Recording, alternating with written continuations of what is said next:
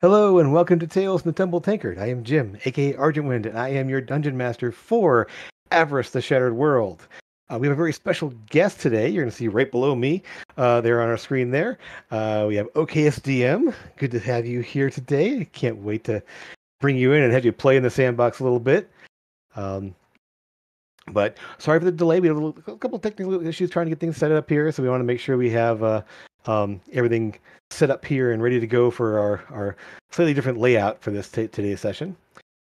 But we are going to be jumping in with the party who has finally made it to the city of Dravir, the capital city of Garvon. They have been hot on the heels, well, hot on the wake of the airship with their enemy Wraith, who they've been trying to chase down for a while.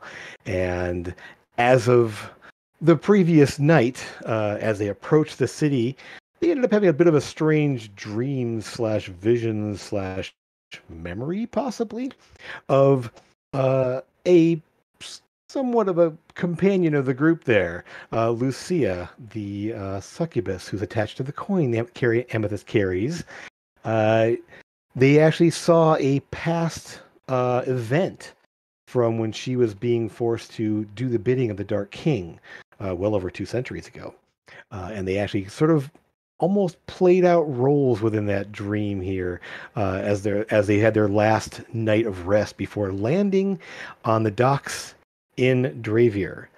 The last thing that we had was Lucas scrying on the ship to confirm that yes, the ship that Wraith and his companions have been using is docked somewhere in the city as well. So we're going to pick up from there as we pick up as the ship is in the docks there at on Dravir. And just to kind of point some things out here, Dravir is a large, sprawling city. The lake, Golden Boulder, is hundreds of miles long, 50 to 100 miles wide at its widest point there. And Dravir occupies the northeastern shoreline of the lake itself. The docks of the city span out over almost 20 miles of space, and there's multiple clusters of docks. And we find the Sable Drake, the airship that their party has landed on here, docked at what is known as dock. They call it dock number 2. So we're gonna move us over to the kind of some city views here. The style of buildings are very similar to this. It's a large set of rolling hills on the shores of a very fairly calm but large lake. Some rolling hills, varying buildings there, all sort of a pale white stone architecture there with the clay, almost like a terracotta style roofs. Very similar to what we find in sort of the Mediterranean areas in our world here. But there are clusters of docks everywhere. And so this first top left picture there is sort of the northeastern corner. This is actually known as dock number 8. Dock 9 is kind of off around the corner of this thing here, and the party find themselves here at dock number 2. Now the docks are sort of a loose terms. You have large wooden structures where airships will land or smaller fishing vessels will come in. Some boats just kind of butt up to the kind of the moorings along the street, the shoreline streets, and just can hop out of the boat and just go walking down the street. Some are massive, large structures of wood and stone, especially in dock number 5, which happens to be where the military airships and the sort of the Coast Guard, if you will, that moves around on the lake there. Also, the nobles use that dock as well. So dock 5 is there. It also happens to be where there's a relic of the nation, the Dauntless, the first airship launched by this country. Second one built, but the first one launched, and it is still sitting there to this day. It is still, when it is not taken out on maneuvers and taken around there. It is a massive dark wood galleon style ship Unlike the sleeker designs they use today that are Mantic driven, or the dirigible styles that the nation of Scarloan, the Scarlos, that creates there. This is a massive seagoing galleon that has been converted to an airship via a very interesting method. They use ironwood elixir to strengthen the hull and all the wooden parts of the boat, so making it strong as steel. But then they lined the entire hull inside there with flying carpets that were all linked together to fly as one.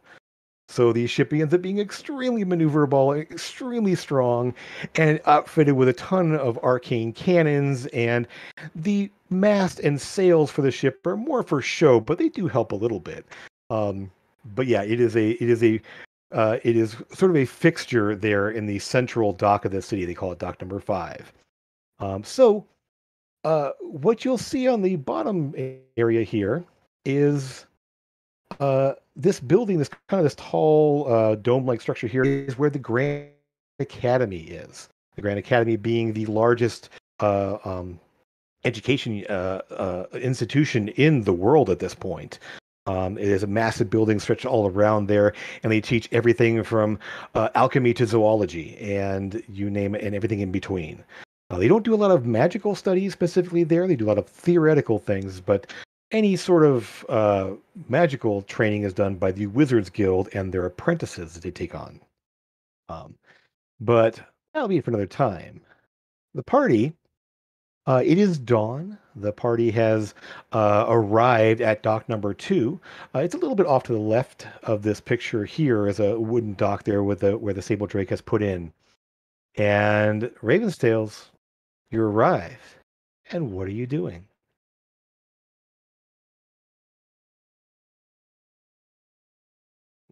Ooh, I know what I want to do. Around. Okay. The city is just sort of waking up at this point. It is dawn. There are people on the streets there. There are carts being pushed up and down there. There are food vendors just starting to kind of go along the shoreline streets, just starting to open up there. So you get a bit of a waft of smells. Sora, it's a little bit different from you because you expect to see more fish smells of like the ocean where you're from. This is all freshwater lake, so there's very little of that. It's very clean and crisp smelling there, as it is a mid-spring morning, fairly cool temperatures, but a cloud in the sky. But we do know that Wraith is here, right? Based on Lucas's scrying, his ship is somewhere in the city. Although, as I mentioned, there are 20 miles worth of docks and 9 different docks. So, telling which one it could be a very difficult thing. Well, I'll just do this because we've landed, and to be safe, divine sense. Okay. You don't really catch anything out of place, at least on the ship or so, or on the docks as you move out there. Okay. As we know, there's only like humans and goblins with him, isn't there? As far as you know, yeah. Yep. As far as we know. I'm checking for the things we don't know. Right. Well, as I said, essentially you're just leaving. Are you going to head out into the city proper? Is that the idea? And just yeah, definitely. Yeah. And after looking outside and making sure no one's out there, yeah. Sure. I mean, there's people. There's dock hands on moving around on the docks and everything else. But they're not really. People like kind of busy. There are a couple other ships moored along the stretch over here, but nothing really out of place as far as you can tell. There are people kind of moving up and down the docks, and people tying off ships, or some early morning fishermen types heading out, getting into their boats to head out onto the lake. But as you get onto the dock itself, there is a very stable structure, very weathered but well-made wooden dock. You're able to sort of head toward the coastal street, and it's a very well-paved cobblestone style street. Again, carts setting up in there, and let me just. Give me a perception check as you move in. Divine Sense doesn't trigger anything out of the ordinary as you kind of look around. Let's see who spots what. Not Sora. You never know. You can always roll well. Not me. I I rolled a rolled, 9. Roll as well as I rolled a Amethyst. There you go. 3. I Okay. rolled a 3. To the perception. Okay. Right? Yeah, just perception. Yeah. Ooh, 19. Okay. Okay. So, We have Lucas. So Eldon, Sora, Amethyst, you sort of like just kind of just taking in all these like structures. They're all different. Most are like 3 to 4 story structures, kind of along the area there. Some taller ones up on a hillside beyond that, and it sort of slopes generally away from the lake. Like I said, there's people moving up and down there, and it's kind of almost rubbernecking a little bit, like up and down the street a little. Torben and Lucas, you spot a figure that seems to be casually watching the area. Just sort of across the street there, has his eye on the docks. A potentially maybe a dwarven figure. Hard to tell exactly. They have a bit of a cloak and a hood on for the early morning chill. But Dennis, I'd like to describe your character for the group here as these two start to see you across the way. You are Still muted, sir. Yeah. You see this thick dwarf with red hair, long red beard, and a severely receded hairline. He's mostly trying to hide it with the hood, but the wind keeps catching it and like showing off his bald spot. He is, you can't really tell what he's wearing, but he looks like he has some sort of large weapon on his back underneath his thick cloak that he has pulled around him to ward against the chill. And his eyes are sort of like only half opened, but he does appear to be searching around, looking at the ships that are coming in. You can't. Actually, point of order real fast here. Sora and Amethyst, are you going in as yourselves? No. You're not. Okay, you need to know. I need to know this. Amethyst, how about you? No, definitely not. Okay, Knowing so that Wraith is here, no. okay, so what you'll see, you kind of past there. You're gonna see 5 figures exit a ship there from the dock that you're pretty sure is the right one, and this is and you were told to look for 5, but they don't quite match the description. You see a half elf who's dressed very casually for the chill air. You see a gnome who's obviously decked out in Manatech. And so those two both fit there. The third one is a male, a bit furry around the edges there, kind of keep a cloak up there, humanish looking. And the other 2 are, well, what do you 2 look like currently? You were told to expect a Tabaxi and a Dragonkin, and the other 2 aren't those. Just a regular, a human. Okay. Just Human in similar clothing, at least, or just totally different. I guess I'd make myself look kind of a bit like Elia, but not like. Sure. Okay. So sort of a greenish leather style armor kind of thing. Green cloak over the side there, and Sora. Dark hair, somewhat with kind of tipped with green coloring on the ends there, and somewhat elvish features. Like there may be some elvish heritage, but not strong. And then Sora, what are you currently looking like? I look kind of very, very tall, Goliath-like, with blue skin. Okay. I still have all my regular gear on. Okay. Plate mail, because so we're plate pretty mail, like hammer, shield. Yeah. Yep. Mm-hmm. Okay. So bald. You can very bald. Very bald. Okay. So you'll see the other 2 figures. You were expecting to see a dark furred tabaxi and a blue scaled dragonkin, but the other 2 don't quite match up, but the rest of them do. So you think this is the right group potentially. I'll sort of keep glancing down at a piece of paper that I'm holding. I'll approach the group. Okay. Are you people looking for someone to help you find someone? No. And I'm gonna look it Who over are you? like side by side with my eyes. This is no, you're not. Who are you? Um, it's more what I do. You can call me pest control. So I'm one thing, supposed to be here looking for someone that needs help finding someone else. The Port Oris branch of the syndicate sent me. Okay. Anyone specific? Well, no, I just have a description Okay. that most of you match. I start poking Amethyst. Corbin, Inappropriate. No, just your shoulder. Corbin, you've done work with the syndicate. It's not, you know that there's a lot of communication that goes out among different branches all around the nation here. So, the fact that word may have reached the area ahead of you is not unheard of. You have connections yourself. That's true. Yes. You looking for us in particular? Or I mean, it says here you're supposed to be exactly who you are, plus a dragonborn and a tabaxi, but I don't know, close enough. I'm wary of this person. Stranger danger.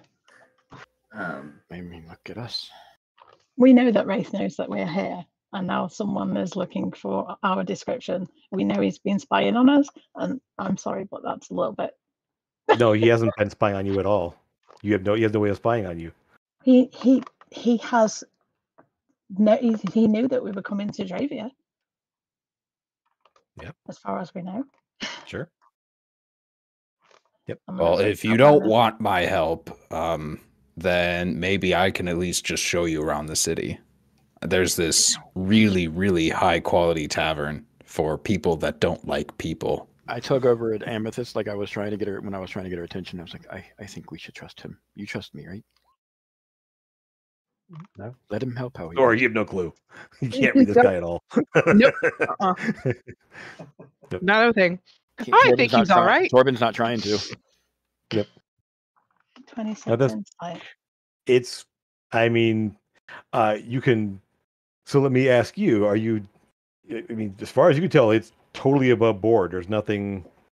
He's not telling you any lies, as far as you can tell. It's a little hard to read because he's, I mean, kind of covered up in the beard and everything else, because it's hard to see the facial expressions quite as much as you normally would. But his stance and his bearing does not indicate anyone who's trying to threaten you in any way.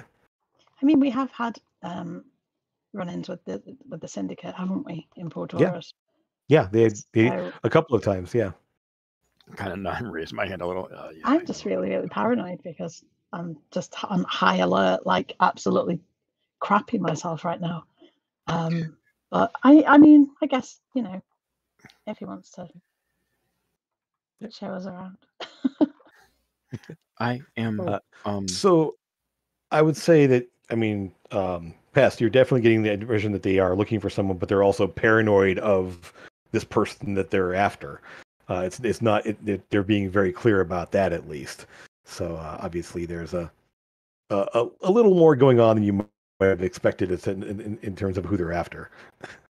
Well, tell you what, I can help you out with what you need doing, but I don't expect to do that. I don't expect, newcomers to Port Oris to just trust this random guy that walks up saying, "Hey, I know you." That's freaking weird. I get it.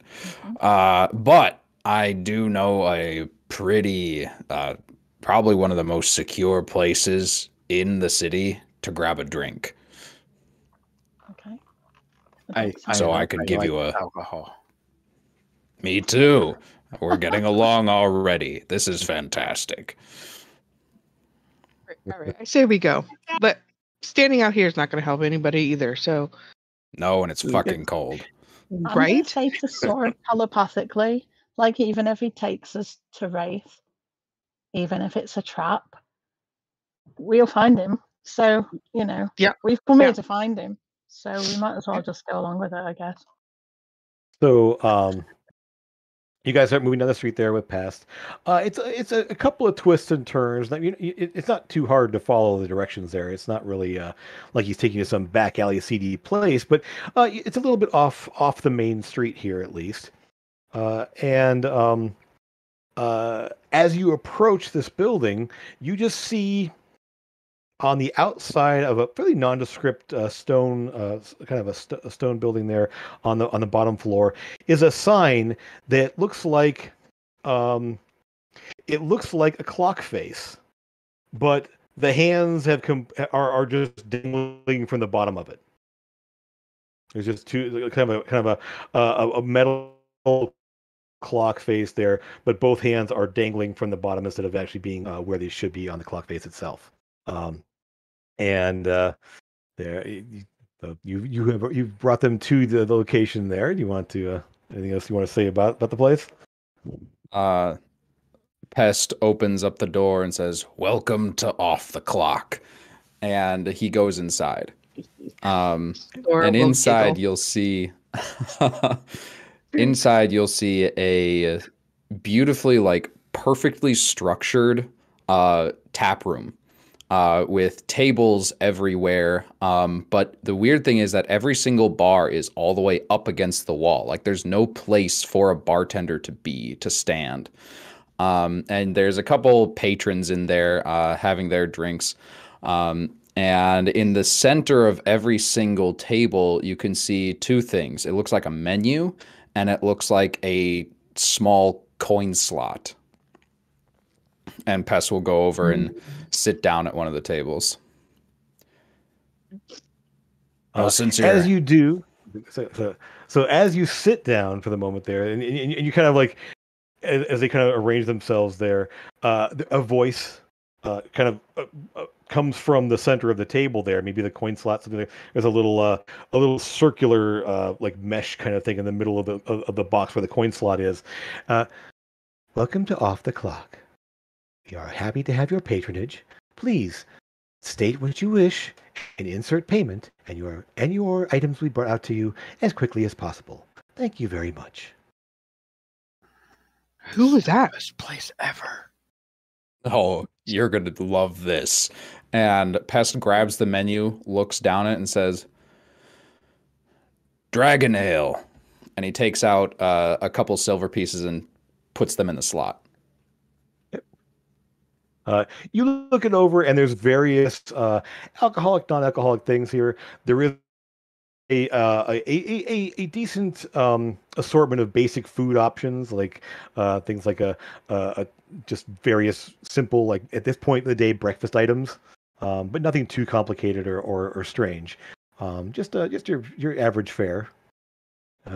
Who's partaking of the alcohols? Who's partaking of food? Who's getting other Jordan drinks? is asking him to give all of the strongest drinks that he has potential to see what money he needs to put in to get, like, and asking him what to order. The stronger the stuff is, he'll order it. Okay. And I will happily give him a tour of the hardest things that this place offers.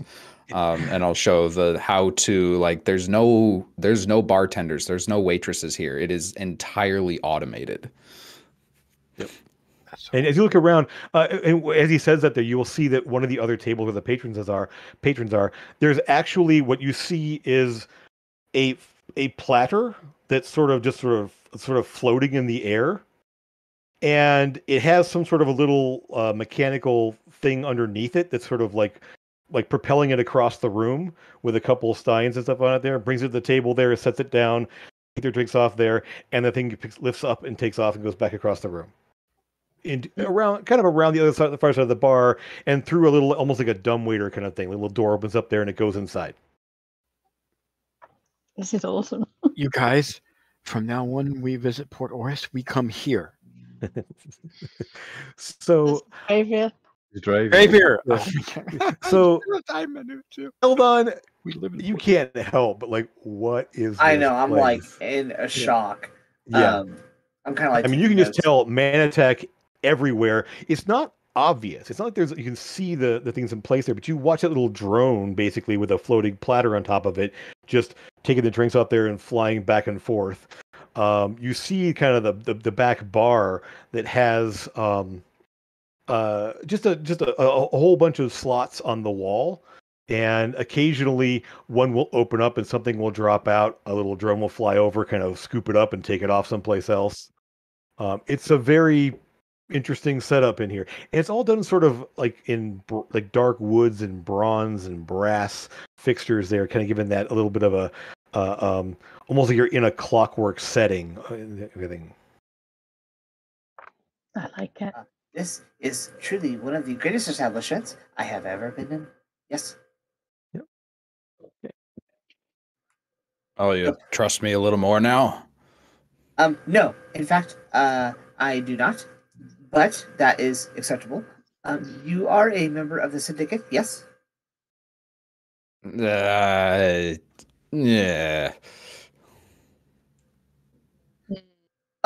What? What does that mean? Like I'm gonna look at the rest of the party confused. Don't worry, that's just Eldon.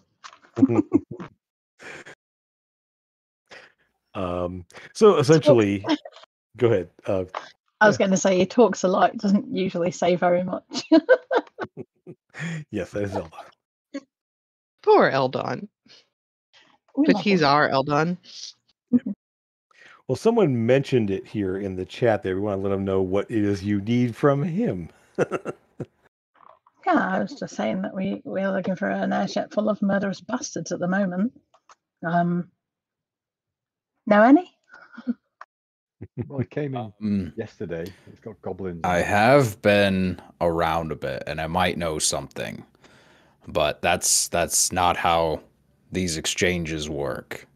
Okay. I mean, I'm not going to give you something for nothing, and information's fucking valuable. Oh, anything that you can give us, you'll definitely be repaid. You know, I mean, we might even stop the whole of Dravia from being obliterated. So, who knows? That seems like a you problem. Does it? Really? I mean, you come in here, you tell me that the world's going to end. No, I'm not going to believe you. Wait, maybe I we will. didn't come in here. You brought us here. Do you have any cool stuff too? We need to know that we can trust you. We have enough enemies right now. Fair enough. Would Well, you be willing Hey, to consider? maybe we should flip a coin and see if we can trust No, him. don't do that. No, let's not flip a coin. Let's not flip any Let's coins. leave the coin Sure. firmly in its pouch. I didn't mean that specific Okay. coin. Good lord, All guys. right. An actual coin. Not the one inhabited by a succubus. That's a No, different not one. that one. No. Anyway, Inhabited by a succubus, so you have experience with extraplanar sort of creatures. You could say that. Oh yeah, you could say that. I mean, yes, we wear one. Oh, well, this is actually perfect. Tell you what, I've got a job that needs doing today or tomorrow. There's this wizard who probably accidentally summoned something into his basement, a bit further into the city. And he needs me to go take care of it. And I know from terrible, terrible experiences that doing that alone is a bad idea. So if you guys can come help me out with that, then I'll tell you anything you want to know. I look over at Amethyst and literally start, like, I'm avoiding actually jumping up and down, like shaking my head, but I'm not being subtle that I want to do this at all. Does it have anything to do with the teleportation circle being destroyed? Not to my knowledge. I mean, this is just a job that I picked up from the syndicate. So There wasn't a whole lot of about it. detail, just a name and a location. Okay. We know that a teleportation circle has been destroyed in Dravia. Well, we're on our way here. We do tend to travel that way quite often. So I think that it's down to, I mean, it's not down to us, but I think it's because we're coming that it happened. So we want to try and find out who did that, basically. hoping it will lead us to, Um, whoever gave the order for him to do it. Well, I can't say that I'm too familiar with travel. I mean, I don't really leave. The city's great. But I do know things that go on here, so I could probably help you out. Sounds good. Go ahead and give me a history check there, past there, to see if you've heard any rumors recently. It didn't happen. This happened a little over a week ago, so it may have filtered around a bit. 12. Cool. You heard the vague rumors that there's been some issues around the city with some of the wizard types and everything else, but nothing that's been blasted all over the place. So it's not. You're fairly sure it's not common knowledge, and well, you've heard little rumblings. You haven't heard anything specific about teleportation circle exactly, but these kind of things, when you've got a lot of powerful wizards living in one place, stuff tends to blow up once in a while. So it's not unheard of. I don't know anything specific, but I can definitely find out. Yep. All right. So, as you guys are talking there, your drinks and or food will come over there on little platters. Being 6 of you, there'll actually be 2 that come out there. And Eldon, you get closer as they come in, and it's essentially a little flying drone, and that just kind of hovers and flies around there. And there's sort of a shimmering disc of force on top of it that the platter is sitting on. So almost like there's a loose floating disc type thing. Oh, you're breaking up real bad. But it's more like a floating platter. Oh, sorry, you are too. Oh, can you hear me? How about now? How about now? I think it's I guess you're Discord. good now. Yeah. Yeah, Okay. You were breaking up for everybody, Yeah. I think, Jim. Okay, so how about now? Am I good? You're good. Yeah. Okay, good. So, the little floating drone there has a floating platter on top, sort of a platter-sized disc of force that the platter is then sitting on top of, and very similar to a floating disc, but much smaller. So you kind of like see this thing here, and it's just this little think like a little dome, like an upside down dome shape there with a little couple little things to help it lift and stabilize there. It flies around there and drops the drinks off. Very well made.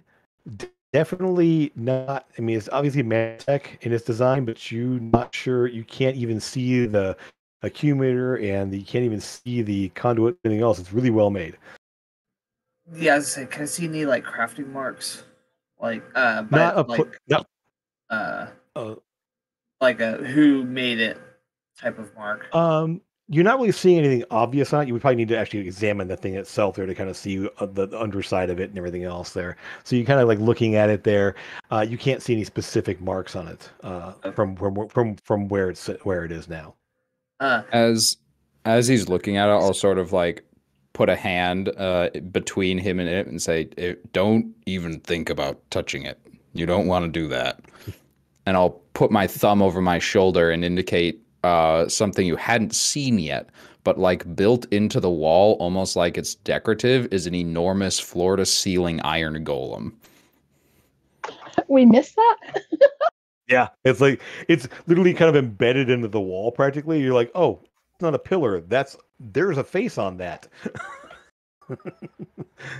Reminds me of the scene in Labyrinth where the goblin or the Goliath thing was in the door.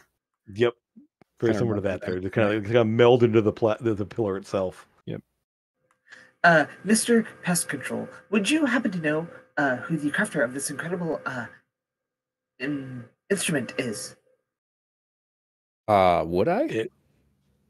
Probably not. It's not. I mean, it's a team of craftsmen that work on this place and keep it running, but you never had a chance to really like see them working up close. It's almost like they work only at night and disappear during the daytime.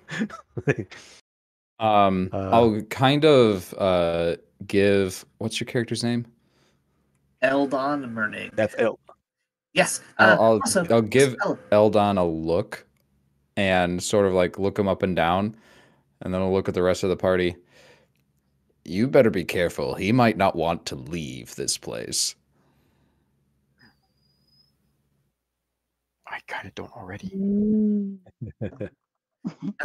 Yes, also, we did not officially introduce ourselves. Hello, my name is Eldon Mernig. I am a artificer from Copperville. It is great to meet you, Mr. Pest Control. Okay. Next.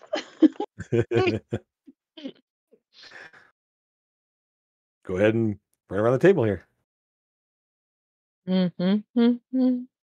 Someone go next. I'm Lucas.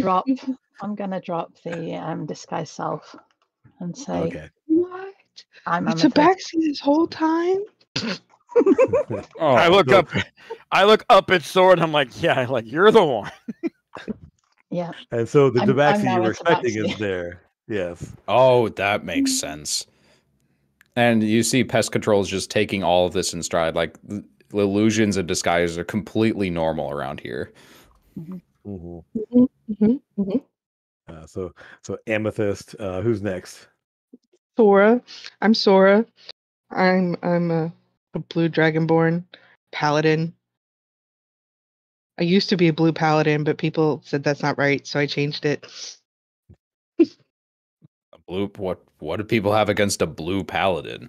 I don't know. The pink paladin. Absolutely nothing. Okay, let's go ahead over to Lucas there. Yeah, I'll Lucas. Originally from an old Curran, traveling with these reprobates. Yep. And then the shiftier looking one of the bunch here. I'll pipe up. Hi. I am Torben, and I've never been to a city like this, and I was tasked by Janan Prepsel to help this group, and that is where I met them. I investigate things for them. I do a lot of things for them, and I make sure I keep it nice and clean. And I read a lot. Do you like to read? No. Yeah, it's not for everyone. And then I'll move on. Like this. Now look over for the next person.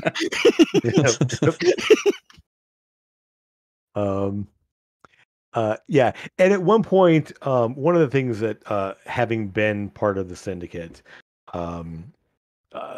there's certain tells that you recognize that Torben here kind of almost unconsciously makes a couple of signs that while you aren't fully fluent in Thieves' Cant, you recognize some of the gestures and some of the postures and phrasing of things that indicates that he's maybe not an active member but has been involved in some point.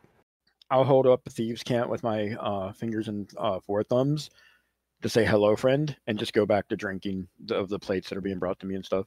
You recognize that at least. Mm-hmm. Yeah. Well, it's wonderful to meet all of you. I'm Pest Control, and I'll raise my mug of dragon ale and take a deep swig. So is that your real name or your nickname? You know, it doesn't really matter anymore. No one calls me anything else. Okay. Sounds a bit rude calling you pest, that's all. Pest Yeah, control's a bit of a mouthful. You get used to it. Fair enough. I'm just good at what I do. So, but on this particular job, I would greatly appreciate some experienced assistance. Absolutely. They all That have leaves a Sora lot out. of combat experience. I think we're quite good at what we do. They are very, very good. My party is the best at what they do. It is. This is my first adventuring party. Besides maybe my brothers and sisters, but we didn't really do much outside of the city. But I like the city. I'll just ruffle Most his people hair. do. Yeah. And then he's so ADD, you have no idea. He wants to, because every time he gets to a new city, it's not like he'll explore it. Like that's what he does. He'll like want to go through and explore everything. He knows that's a bad idea because what we're here to do and stuff like that. So he hasn't done that, but he's like super excited to see it. We're very fidgety. Yeah. Mm-hmm. Mm-hmm. Okay. Well then, we will go take care of the extraplanar problem for Ronaldo Bernathi, the contract guy. And you'll help me with that, and then I will help you find this airship of murderous bastards. Sounds like a plan. Excellent. And he'll put his hand out over the table to someone to shake it. Definitely. Yep. Okay. Torben. the almost I'll put frenetic my paw. like yeah. I'll put my paw in your hand. So you're able to kind of finish up your drinks there. The little that you know about this so far, you know the location of the Bernathi estate. He is the wealthy, pretty wealthy merchant wizard. You know that much at least there. You're not really sure of his standing with the guild. You assume it's good because he's still like known as a wizard and he still has an estate of his own. Anyone that falls on the guild's bad side usually doesn't get to stick and stay around very much. They'll get sent off somewhere else essentially, as just can't quite hack it with the rest of the big boys. Let's just say. So you guys are able to finish your drinks there, collect your things, make sure you have all your gear and everything else ready to go, and head off into the city. And you'll find yourselves kind of heading through the city, away from the lake, up to one of the hillside. The streets like winds and slopes upward, and the houses get a little bit more sparse and a little larger. As it goes, and you're obviously getting into much more elaborate, much richer looking places. And eventually you find yourself standing in front of this house. I just want to say I will have disguised myself again before we stepped outside. Sure. I'm going to change into one of my outfits and just kind of wrap around real quick. And just a general idea of what the people wear around here and stuff like that. That'll be one of my outfits. Okay. It's a pretty cosmopolitan mix of people. It is a large place with a lot of things here. So there are some people that are obviously tourists that stick out a little bit, mostly because they're rubbernecking and looking at all the different buildings and landmarks and everything else. But in terms of like clothing, it's not hard to kind of blend in, because there is a wide variety. Unless you're like wearing something like neon colored and running around in some crazy high, massive hat with giant shoulder pieces, you're not going to stand out much amongst the people that are here, unless you try. So, in finding the Bernathi estate is very well manicured, obviously well cared for. You have plants and statues and a large kind of square structure there. And you're able to approach with no problem. There's sort of you get the impression, those of you with some magical senses there, that there might be some things that could be activated if needed. If any sort of threatening posture was taken or anyone tried to do anything that would cause destruction, there may be some things on the grounds that will animate or activate in some way. But there's something that's like obviously you suspect maybe one of those statues could be some sort of a something that could do something. Some of those plants might actually be not a little bit more mobile than they should be. But nothing harasses you. Nothing causes any problems there as you head to the front door. Unless you want to, from this point, do something else. Best you know that you are expected, because essentially you were assigned to go here and deal with a problem. So. Okay. The dwarf will take off his cloak, wrap it up in his pack, and also take out this great axe that's just too big for him. And he is going to use it as sort of a walking stick as he goes up to the front door, rustles in his vest for a piece of paper, and then once he has it, holds it in his fist and bang, bang, bang.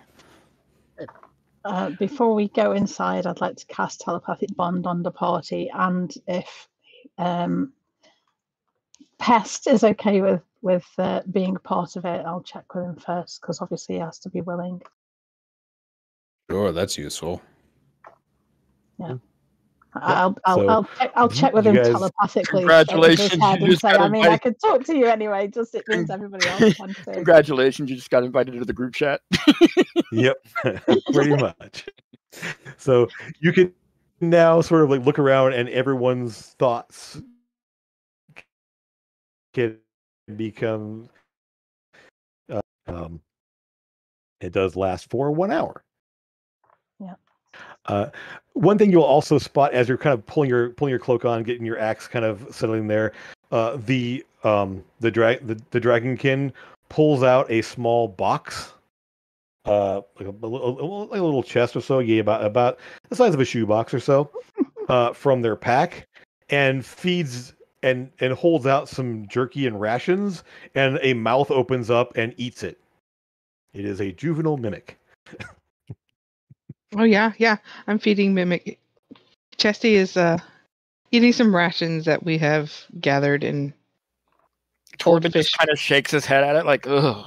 Chesty was the friend of a friend. We're taking care of it for him while he's Yeah, away. that friend of yours just had weird taste, Yeah, he did. but it's so cute, and I pet it a little bit on the side, like with Oh, my be nail careful, across he it. bites. No, he doesn't. Yeah, he does like fingers. No, He he does, doesn't. he No, he does. doesn't. No, he was trained not to bite. Okay, this is above table. Trevor trained him not to bite people's fingers. Yeah, he that's went not out what of we his tell way to train him that. Torben. Oh yeah, I mean, be scared. So you reach out to kind of do it, you're like, oh, and then, oh, you know by now that it's Yeah. not that hostile, as long as it's well fed, which it is. And it goes to pet him, I'll go Very well fed. like that. Right. I jump. I'm like, ah. Chesty, So, this is Torben. We don't eat his fingers. It just sort Or of him in like general. you, and because it's fun, I'll just say this: that the telepathic bond comes through, and you hear, "Fine, no eat," and it just sort of like. I'll pull out like this like half roasted chicken and give it to him. Yep. Eat this instead. Why It's would kind you of only messy, half? crunching. Why would you only half roast? roasted chicken?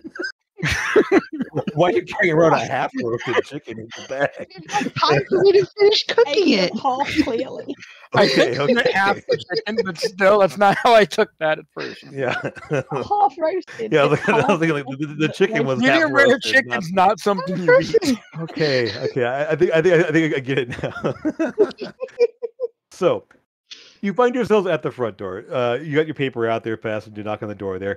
In a moment, almost immediately, in fact, the door opens up and you see a well dressed human in sort of with obviously it's kind of the butler uniform. The hair pulled back, older gentleman, and it's just, you must be the ones that were sent to deal with the issue in the basement.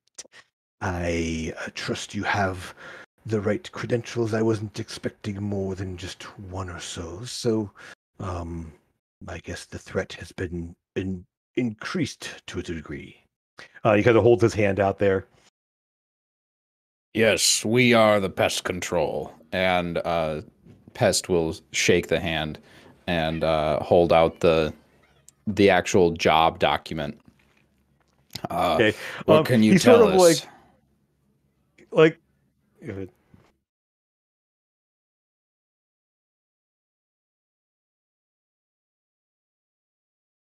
like my camera cut out there a second there. Am I cutting through?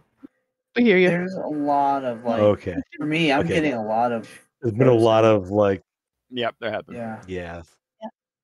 Okay.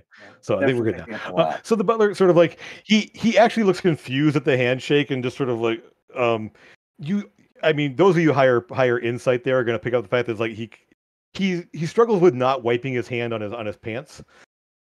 But then he looks at the paper.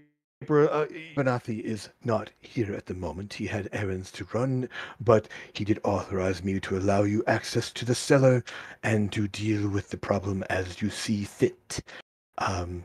So please come with me.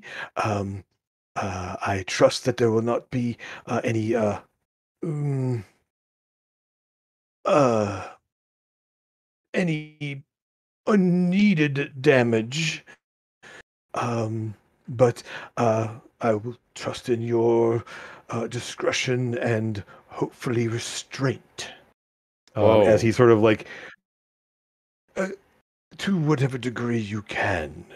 This document here didn't say anything about discretion. Uh, I just mean that That's going to cost you a there little are extra. some. Uh, I'm sure that the master and the organization that sent you will deal with any incidentals beyond that. I have the agreed upon payment upon completion, and he would be able to deal with any extra expenses needed. Sounds good Unfortunately, I am not enough. authorized to provide more at this time, but he may be able to do that himself. I'm Can you sure. provide us So, some information? I mean, I'd like to know as much as uh, possible before going down there. I'm not sure exactly. The master does have his more uh, private things. In the cellar is one of the places that he uses. We the servants are not to go down there unless we are specifically instructed to. He did say that we should not go down and that the door should be sealed until someone could deal with the problem. So I am not aware of the extent of the issue. I do know that there has been no sort of loud noises or destruction of any kind. I don't hear any problems there, so I assume it's not something that's rampaging around or anything like that. Not yet, it's not. But no noise and no actual employer here means no information. I'm going to have to report him to the syndicate for that. I I will trust that it can all be worked out to everyone's satisfaction. I will, of course, give any information that I can to help with that, and I will allow you access, of course. And please, if there's anything else I can do, providing uh, short of me going down there with you, and you do see him get a bit more nervous as he's walking toward the door. He's obviously been warned away, and he's not. There is no skill beyond being a house servant among this person. You all get the impression this guy is just a guy. He's not hiding any weapons. He's not like showing any signs of having any kind of abilities other than being able to talk. uh, So you find yourselves at a large, like cellar door, a heavy wooden door that has a very large latch on it, um, and it's sort of at the end of this hallway. And essentially, um, he's says, "Please, I'll allow you in. If just to be sure, I will leave the door unsealed unless you want me to seal it behind you. I don't know the protocol for this." And he kind of does gesture to you there. What is the best for your operations? Do you want me to latch the door, or? Well, that Yes. depends on the situation. Okay. Well, I in that think if you want as much damage containment as possible, then close it behind us and give us a key. I can do that as well. Yes. And so he does reach into his pocket and pull out a key there. And so I will latch the door, and this key will open it from the other side for you as well. If there's nothing else, I will be standing by close by if you need anything. Attack of the cat. Ah. uh, Please, as quickly as you can. I appreciate your discretion and your restraint if possible. I know that I can't expect that, but I would appreciate it if we could. And so he does open up the door, and you see some stairs leading down to a stonework cellar. It is lit, and go ahead and let's. I'm gonna put everyone on the map, on the screen here, so I can get a marching order. Let me know who's going Don't down wait. first, second, third, etc. You can kind of maneuver yourselves around. I'll be at the definitely behind. I will Pest is be going up front. first, I believe. Let's say I'll be Hand up. behind Sora. Okay. So pass up at the front there, and then you guys can move yourselves in Yep, whatever actually- order you want to be in. So I'm gonna go up to Pest real Oh, quick. Sorry, if I can. Sure. And tell him, hey, listen to when we talk, okay? I'm gonna disappear, and then I'm gonna go invisible, yeah. Sure. and I'm Wait, before you all disappear permanently here, and I'm going to Pest. He sort of kneels down and puts his hand on the wooden floor, closes his eyes for a second. Okay, that should do it. And he casts Pass Without a Trace. Nice. So you'll have Nice. very cool. plus 10 to your stealth checks. Okay. I'm gonna roll 40s now. Awesome, love Yep. it. Okay. Jim, So, you put Ellie on the map. Oh, I did. I grabbed her by mistake. Oops. Sorry, she's not there. All right, it's fine. Okay. Yep. So go ahead and so we have Amethyst at the back. So we have basically Pest at the front, and who's heading down, and mostly just to see like who's going to see things in what order. Past. Eldon said he was behind me, so I'm assuming either Lucas, then Amethyst, and then Torben. Torben, because Torben said he wanted to go last. Okay. Okay. Alrighty. Well, Lucas has gone after Eldon, so I'll go after him. Okay. All right. So you guys start to head down. It is single file going down the staircase there. It's a fairly narrow space they're going down, and it opens up into a somewhat. It's somewhat dimly lit, but you can see down a long stone corridor, an arched ceiling above, and there are a set of like large wooden casks along one wall, and a shelf with a whole bunch of like wine bottles and everything else. Some very dusty, some fairly clean. Although there's dust on some of the casks and the wine bottles, there are no cobwebs or anything else to indicate this place isn't well taken care of. And it's just sort of a long straight corridor, about 40 feet long, from what you can tell. Just stone and a couple of flickering lights fixed to the ceiling. Some sort of ever-burning torch situation kind of thing. There's kind of like set in little glass globes in the ceiling every 10 feet or so. Not giving off a lot of light, but enough to kind of see the area there. Go ahead and give me perception checks for what you all notice walking in. Your first impression. Can we walk in stealthily? Absolutely, yes. So go give me perception and stealth. At least we Roll didn't them have both. to roll to Let's see how go we did. down the stairs because, No, Sora yeah, fell not- going up the stairs.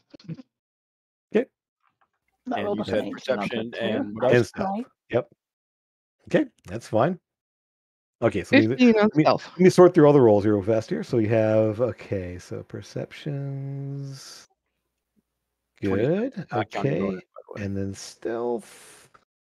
Some fairly low stealth along the way. I'm But 15. not.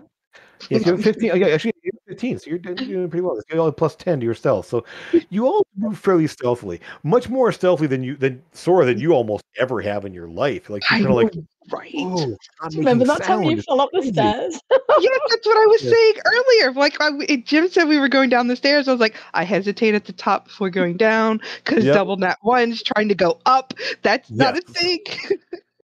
So,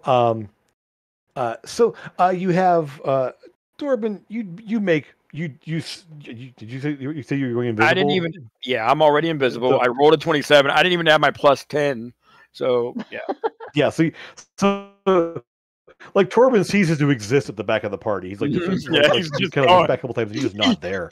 Literally, There's no getting sound. yelled There's no impression in the dust on the floor. There's like no creak of the wood on the stairs. Like you keep looking back to see if he's actually there. Amethyst. Like, did he just run off? I'm They gonna got mad say for to me splitting the Torben party. telepathically, you are still here, right? Of course I am. And I Okay. yeah. All right. He taps you on the shoulder there, and Yeah, all makes yeah. you I was like, making "Oh, sure she okay." was the one right in front of me. Yeah, Okay. and then Yep. yeah. All right. So perception wise here, those of you again, you kind of like those of you that kind of roll below 10 there. You sort of get an impression of this is obviously not used. Well, it's trapped. There's very little dust on the stairs themselves. And the floor, like kind of that center groove in the floor, but the corners are a little bit dusty, and the shelves are a little bit dusty. But this obviously has been traveled quite a bit up and down here because there's almost like a worn track down the middle of this hallway of someone who's walked back and forth quite often. Um, those of you, let's see, we have Eldon and Lucas. You will catch a sound, a faint sound a bit there, but there's a little bit of a clinking of glass somewhere down the hallway. Not a crash, just like the clink of maybe a bottle or something, like something that's clinking some bottles together.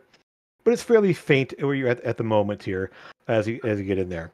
I would like to go Amethyst. ahead and So Amethyst, one thing you will note is it's distinctly a little too warm down here.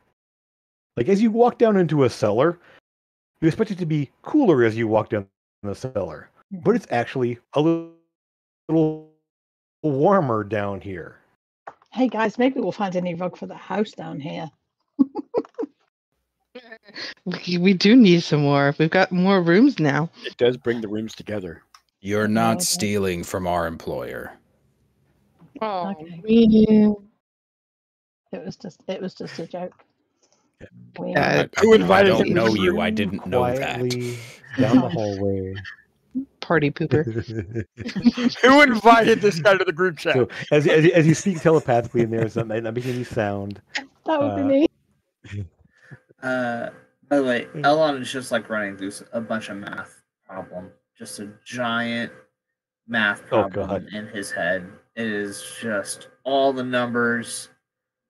I'm figuring out the pressure release for the cannon that I'm building on top of the house and the power that I'll need, and whether or not the bolts that are such and such large would be small enough, but they could be actually perfectly fine. They may tear up the roof a little bit, but it'd be okay. All of the math, and that's kind of like the constant thoughts. So I guess Sora and Lucas, you're on either side of him. Do either one of you nudge him or anything else, or just let him go on his math rant? Sora's used to listening to him talk, but she'll just make sure Sure. that he doesn't bump into anything or anyone while we're walking.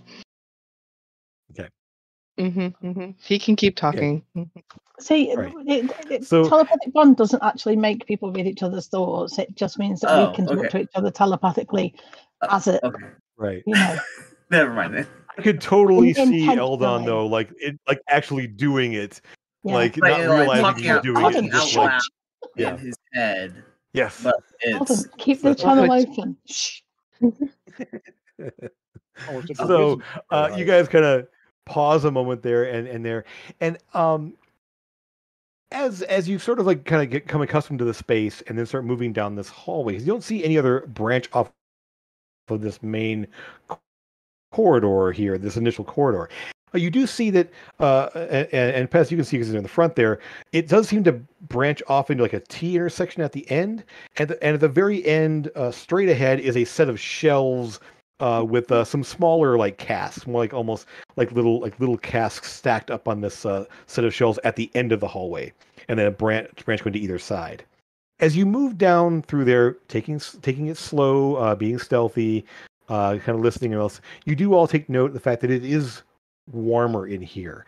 And as you move down the hallway, 10, 20, 30 feet down, you become the point where it's like you almost can feel beads of sweat form. Those of you who can sweat. I don't think Tabaxi and Dragon King can actually sweat. So those of you who can, you start to feel little beads of sweat there. A little bit of like the little sweat trickling down your back, the center of your back underneath your armor. As it's definitely way too warm in here for a cellar. You also, as you approach, you will hear.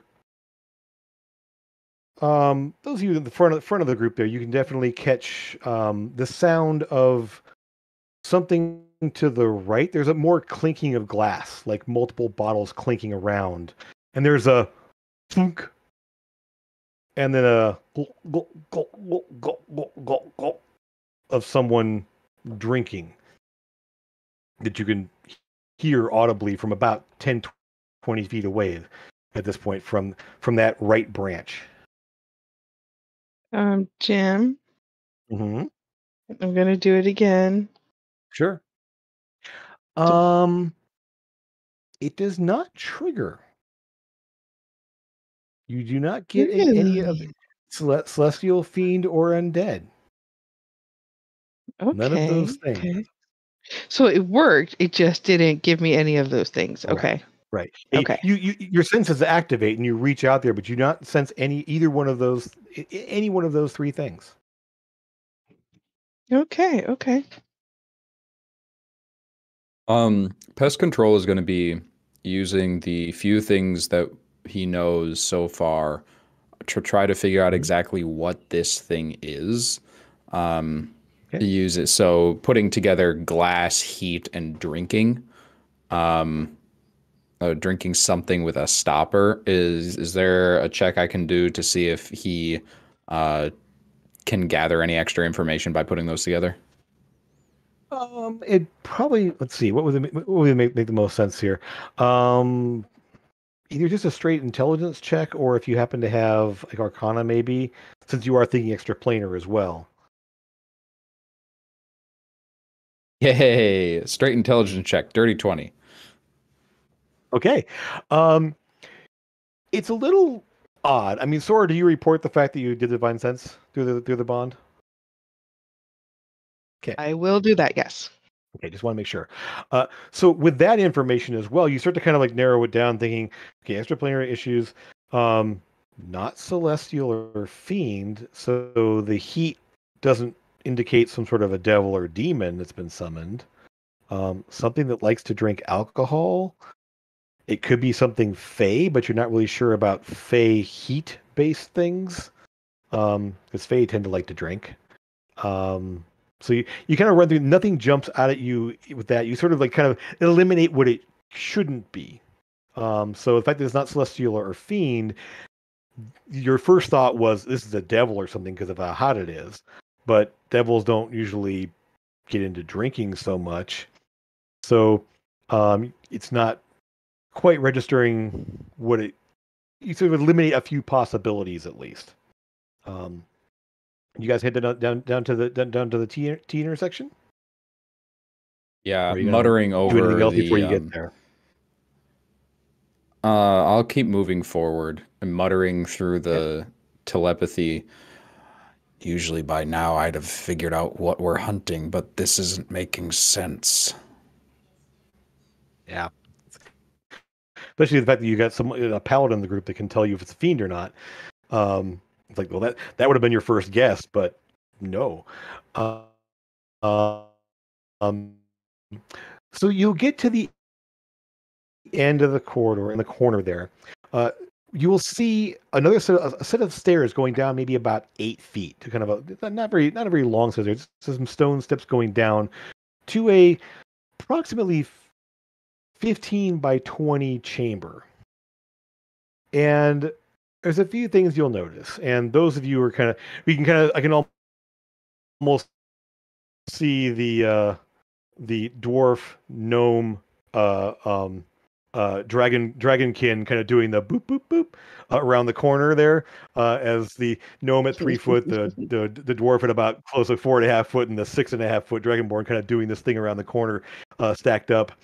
You will see in that another stone chamber, fairly rectangular stone chamber there.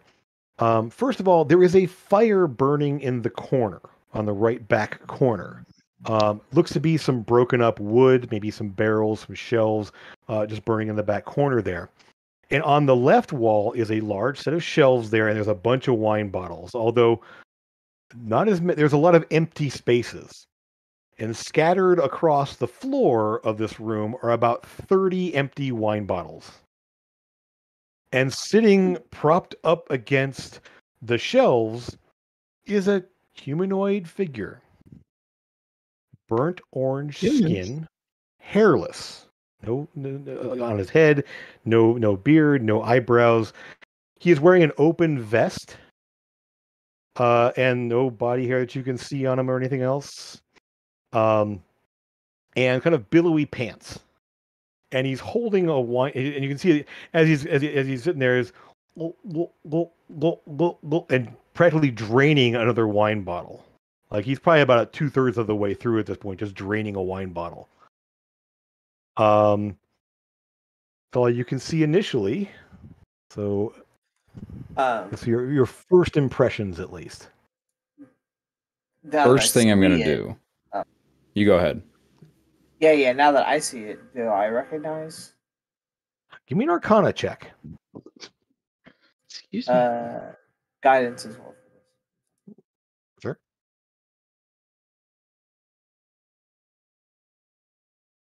Okay.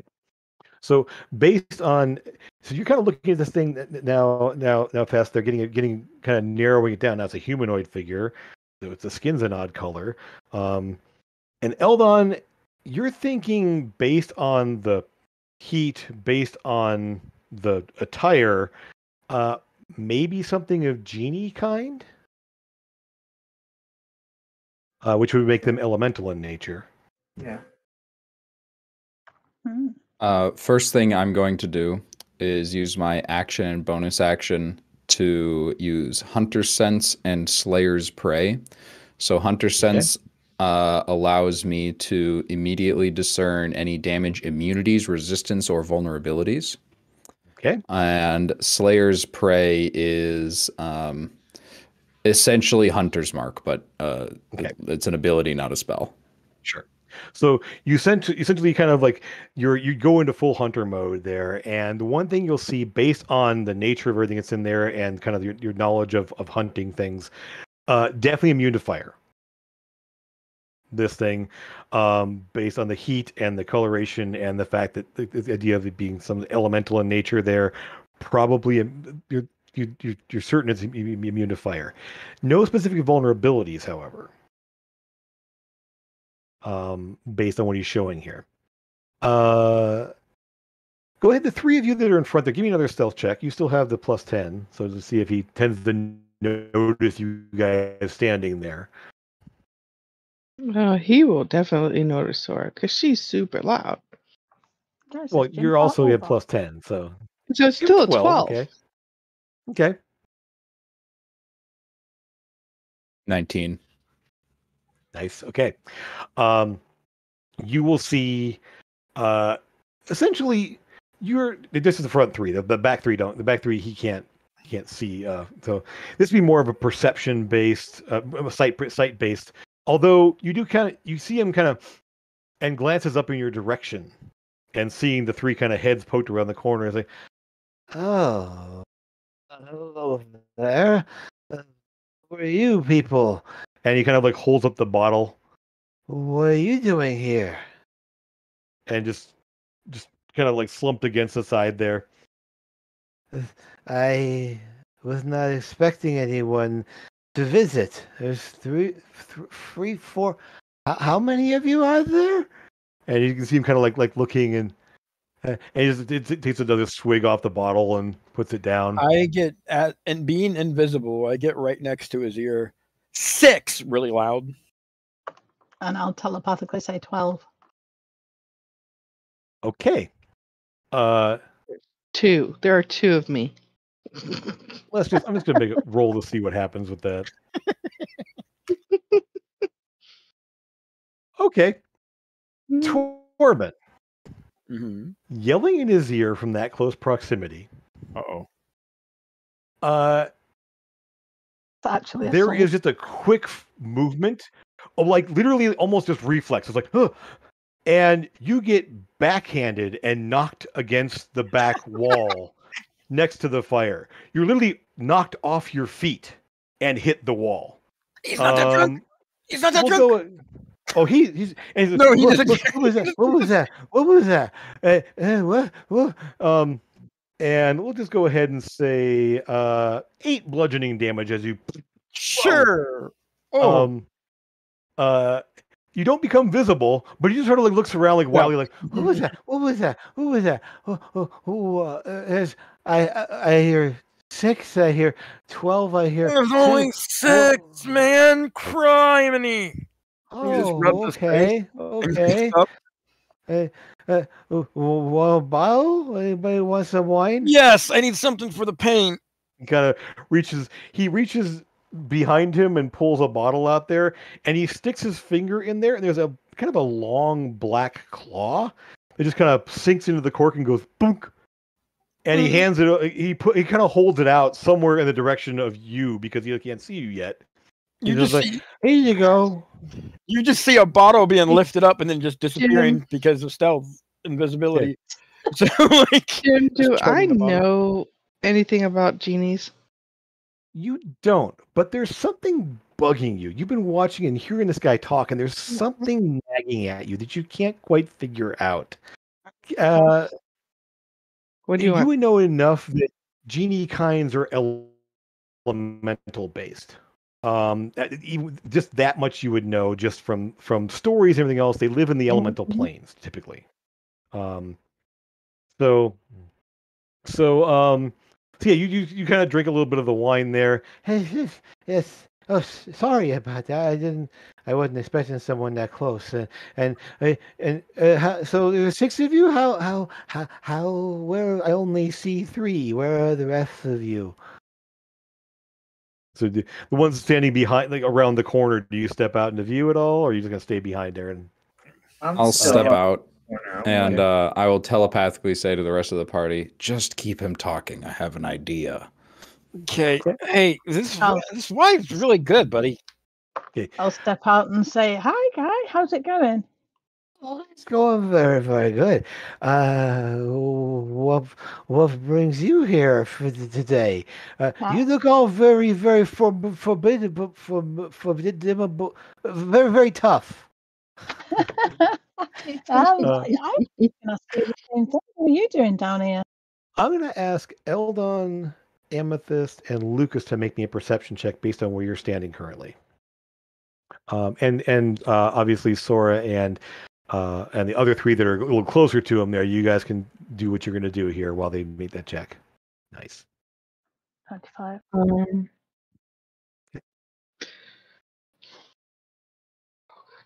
I'm gonna see. Nope, never mind. I'll just do this. Okay.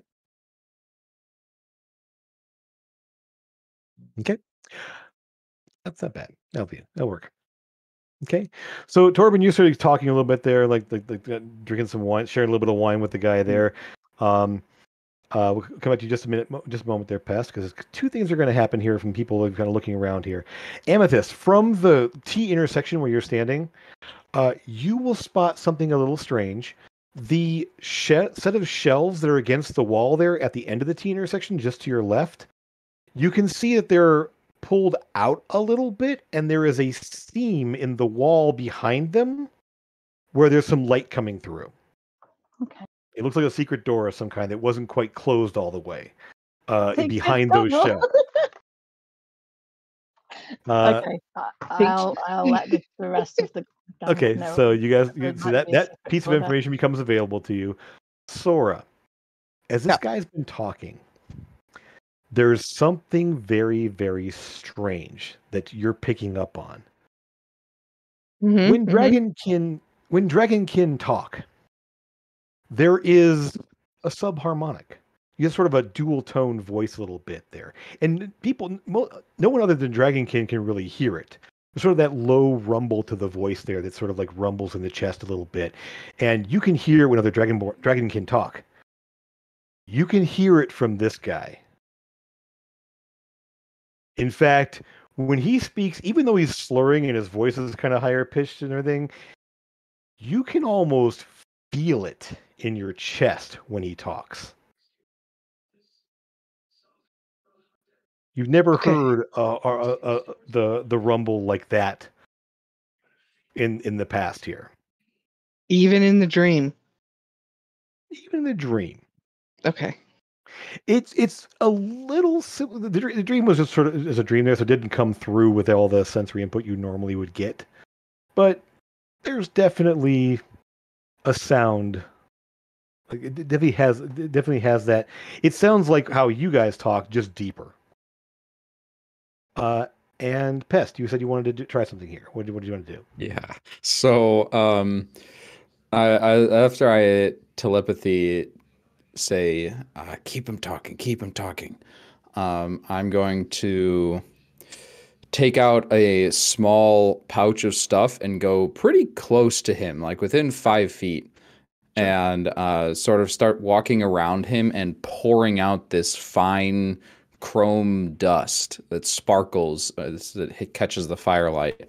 I'm going to start to pour it in a circle around him. So he sort of notices you, but he's sort of, and you can see now looking up close to him, two things. His eyes are just black. Like there's no pupil, and there's almost a little glimmering of flame where a pupil would be. And you sort of like pour it around there, and at some point he kind of notices you being that close. He doesn't notice what you're doing specifically, but he sees you. You want a drink too?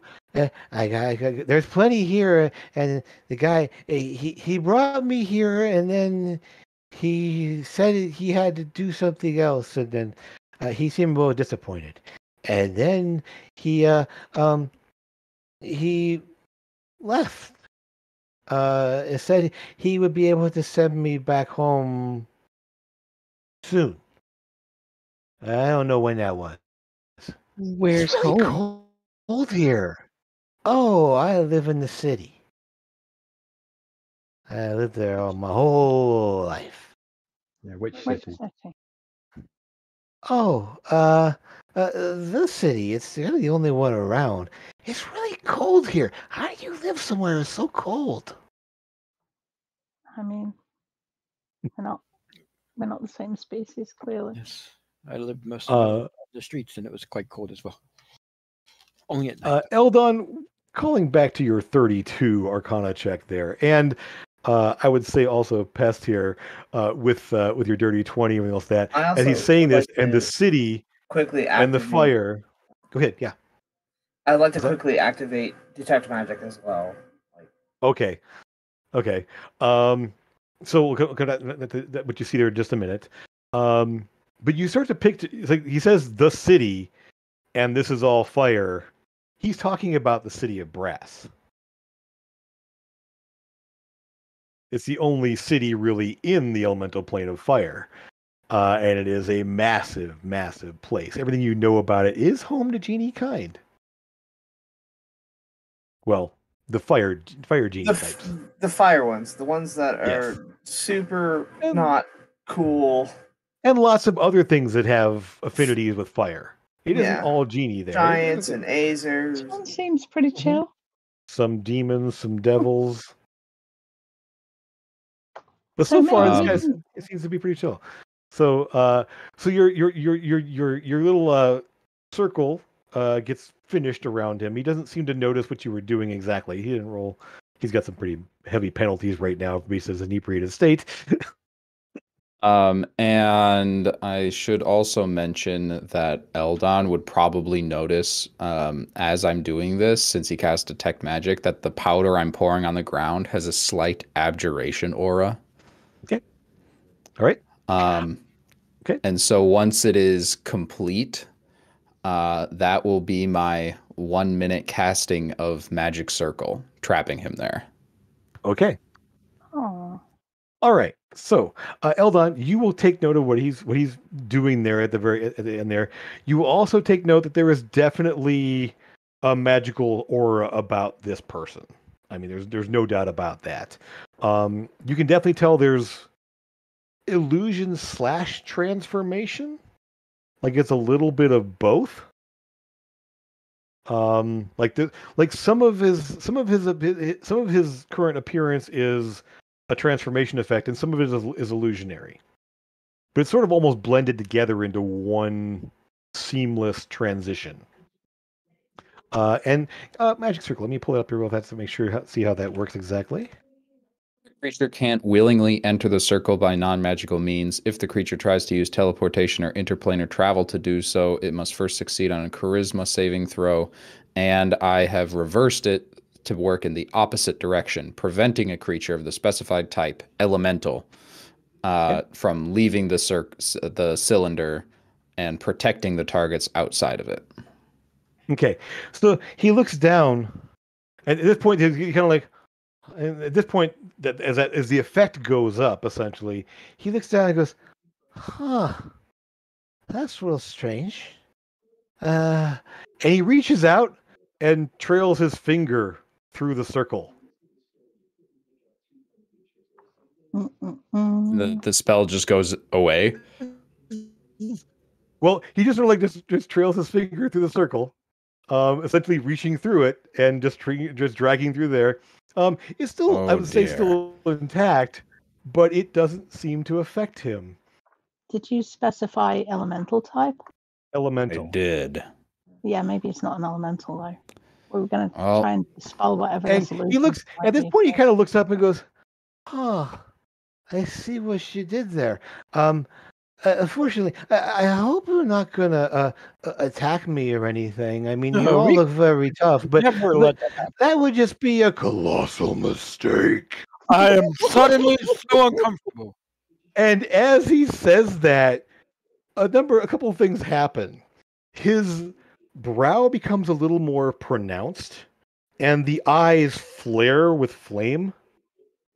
Smoke curls out from his nostrils and his mouth, and his skin goes from that burnt orange, smooth texture to a scaled texture that is brass in color. Look at Diana going, dragon. Or you kind of just like, as it sort of clicks for you what you're looking at. He does not change into a dragonkin. He just becomes more dragon-like. Still humanoid, but definite, like the brass coloring. You've grown up with a brass dragonkin, like, I have. and this does not look like that person. So he's just, I don't want any trouble. I simply want to go home. Hey, listen, we can try to help No you one go home. brought me here. Who brought you here? I assume the one that used the summoning circle. He said he would have to send me back when he had time to gather materials and rest. But that, I don't know how long ago that was. But when I rested and awoke, my belongings were gone. Or else I could go back home myself.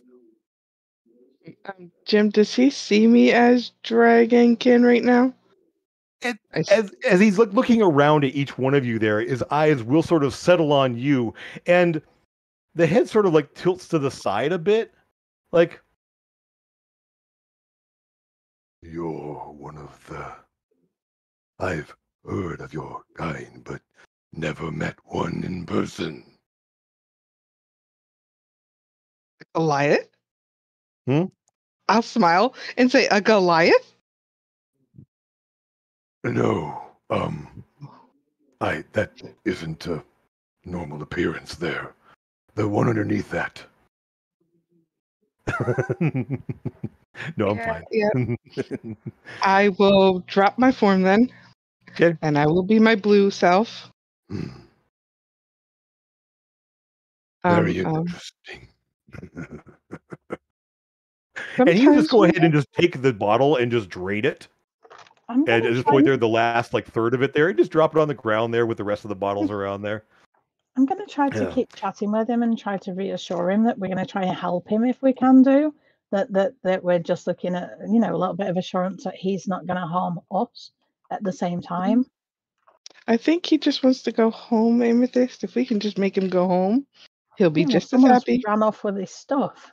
So. Well, let's go find the guy who ran off with his stuff. Mm-hmm. Let's see here. Something.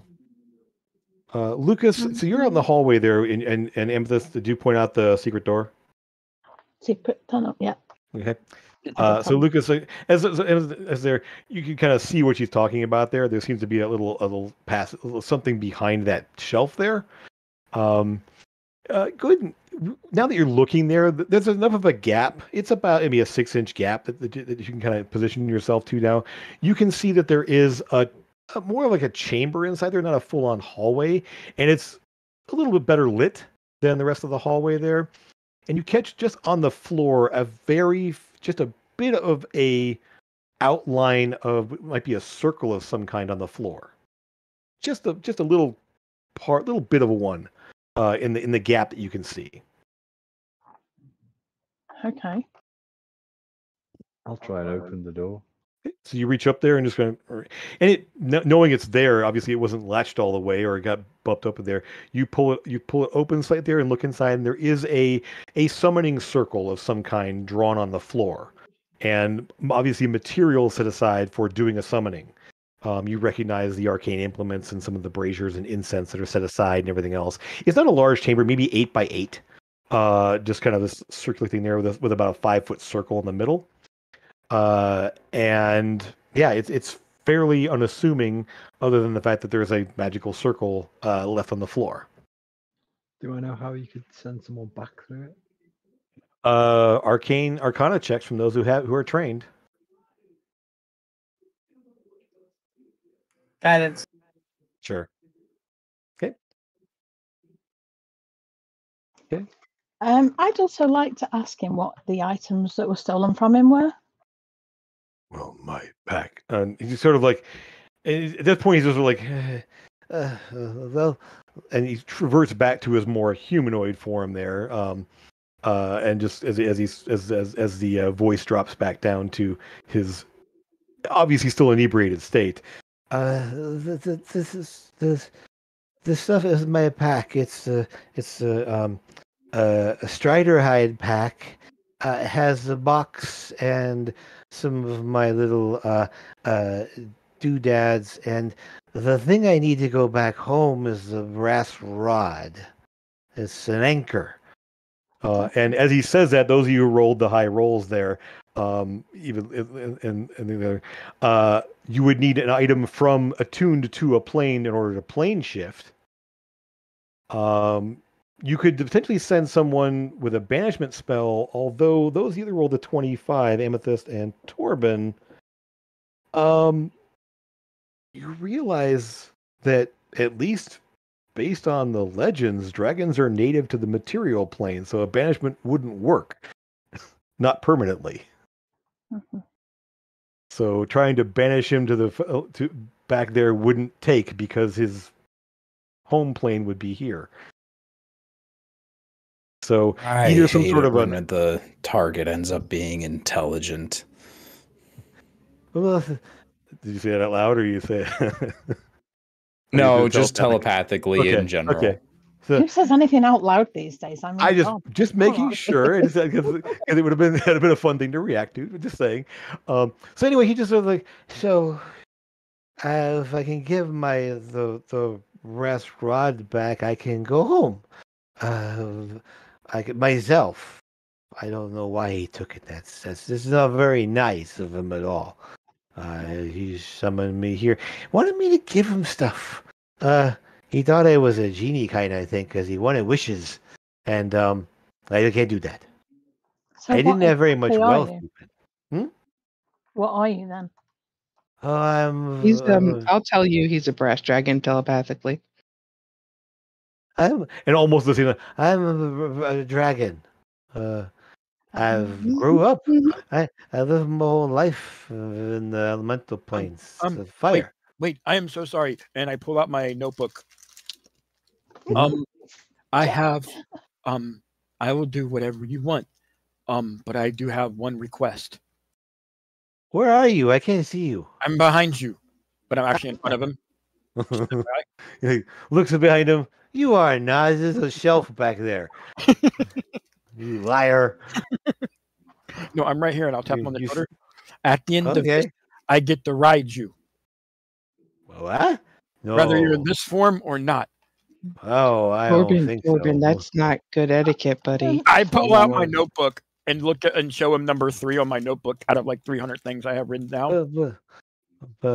We'll see. I looked down at him and I was like, "It's okay. No, it's okay. I understand. It's awkward for me to ask." And I'll just put the notebook away. But he'll act like he's fine, but like he's invisible, so he won't actually see how upset he actually is. But yeah. Torben, no, stop.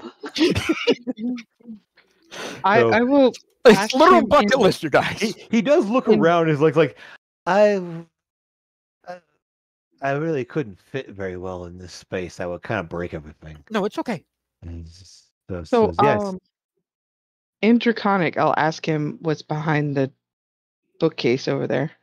I think that's where he brought me through. I think that's where the circle thing is, and that's where he said I could come down here and have some wine and such until he got the materials to send me back. And then when I woke up, my stuff was gone, and he wasn't here. Do you still feel like you need to be drinking? Well, it's better than being cold. I don't like being cold, and it's better than being bored. So yeah. Or you want to play a game? What you I'll got? keep it. I got Dragon Chess. Yeah. I don't think you've got time to play Hey. chess right now, Sora. I hate that game. They call it Dragon Chess, but there's no real dragons in it.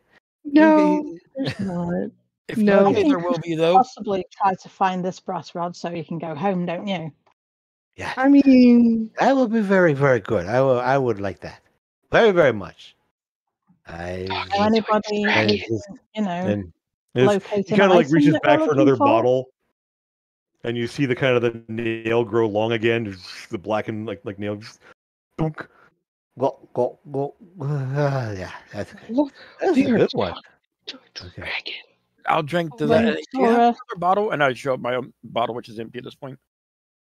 Oh boy. Torben. Give me a Constitution save there, He's Torben. been doing this, guys. He said he kept. Oh, I know. Give me a. Oh, yeah, You had no. a pretty strong drink over at the tavern, and now you're here drinking a whole bottle of wine. So give me More than a Constitution strong check drink. there. I had like 4 or 5 over there at least. Okay, well then, give me Constitution with disadvantage. Yeah, buddy. Hey, Torben, you're good at looking for items, right? Not while he's drunk. Actually, that's not That's true. why I'm telling him not to fucking drink. That's not my job today. My job was to come in here and kill something. Not Well, we're not going to kill anything today. We're going to look for his items so he can go home. Oh, well, I'm Okay. not on the clock now. No one said anything about killing anybody, just dealing with the problem. It's dealing with a problem, something that had been summoned. Yes. If we So- can send it home, then that's better than having to, And besides, he's fine. Not really with 13. No, I don't mean with that. Yeah. You're definitely weaving on your feet at this point there. In fact, as you kind of finish off the wine, the bottle there, and drop it there, you lose concentration on the spell and become visible. Hard to maintain concentration when you're drunk. Okay. So, how much do you okay. thorough GM stuff? question. Killing Mhm. dragon. Absolutely. This is a job that Pest took through the syndicate. Mhm. Which leads me to believe that this wizard knew what was happening and knew the type of people that were coming and expected us to come kill his problem. Is that a reasonable train of thought? But yes. You get the impression, based on what you're seeing here, he probably didn't know what he brought, but it wasn't what he wanted. He wanted a genie. So it's the idea that he saw a humanoid figure. He was your impression. One of the things that here, up until he moved his finger through the thing there, you were thinking probably it's maybe a genasi, a half elemental, something like that. That circle should have worked on. So until he dragged his finger there, it obviously didn't work because he's a dragon, not an elemental. So he probably didn't realize what he brought through, other than, oh, this guy's got things that came from that plane. I should be able maybe to use it to do something more, get more something else that I want to get. And that's why he's taking his things, so he can't get back home again. So we need Is to find the wizard to get. Is this guy relying on the syndicate to keep his problem as it is? Because right now, I think Pest's priority would be to keep his standing with the syndicate because that's his source of money. Right. If we go yell at the employer instead of getting rid of his problem, would that reflect badly on the syndicate? Probably not, because the syndicate would see the fact that this was not the job that it was intended. Also, the fact that if you can still send this thing home, you've done the job, and they're definitely going to up the payment. This guy is going to be definitely paying a penalty, assuming the job is completed, which you think you can do, especially with these folks. So we need to go back out, speak to the guy, find out where the wizard is, and go and find him, get the item, bring it back, give him his rod so he can go home, and then it's dealt with. I'm gonna take. She says matter of factly. Seems reasonable. I agree with everything that Amethyst said.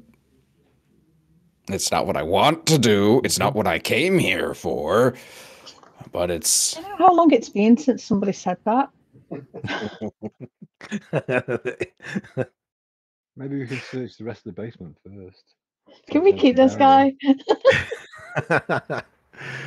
So you will find so checking it out there, so other than the summoning chamber there that's sort of behind that secret door, the other branch to the left is down to what looks like more like a kitchen larder, and there was a ladder up to a trap door, or you see a trap door in the ceiling there that maybe a ladder would drop down to. But there's more like wheels of cheese and flour and things that would be stored in a cooler storage area. So kind of like a cellar pantry kind of thing. In a chamber very similar to the one that mirrors this one that you're seeing this dragon in.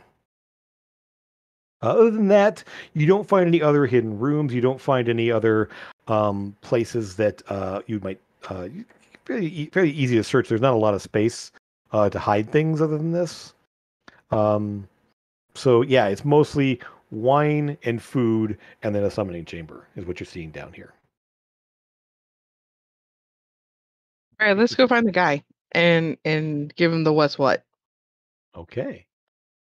So this is guys. The dragon looks over you and well, I'll stay here. I'm probably gonna go to sleep again for a bit. So because I've had a little much, and he kind of looks around at the bottles. I've had a lot. Whoa. As he's up to about 32 bottles of wine currently that he's had, and probably based on the timing of the job and based on the description he said here, he's been here maybe 2 days. And he slept for part of that.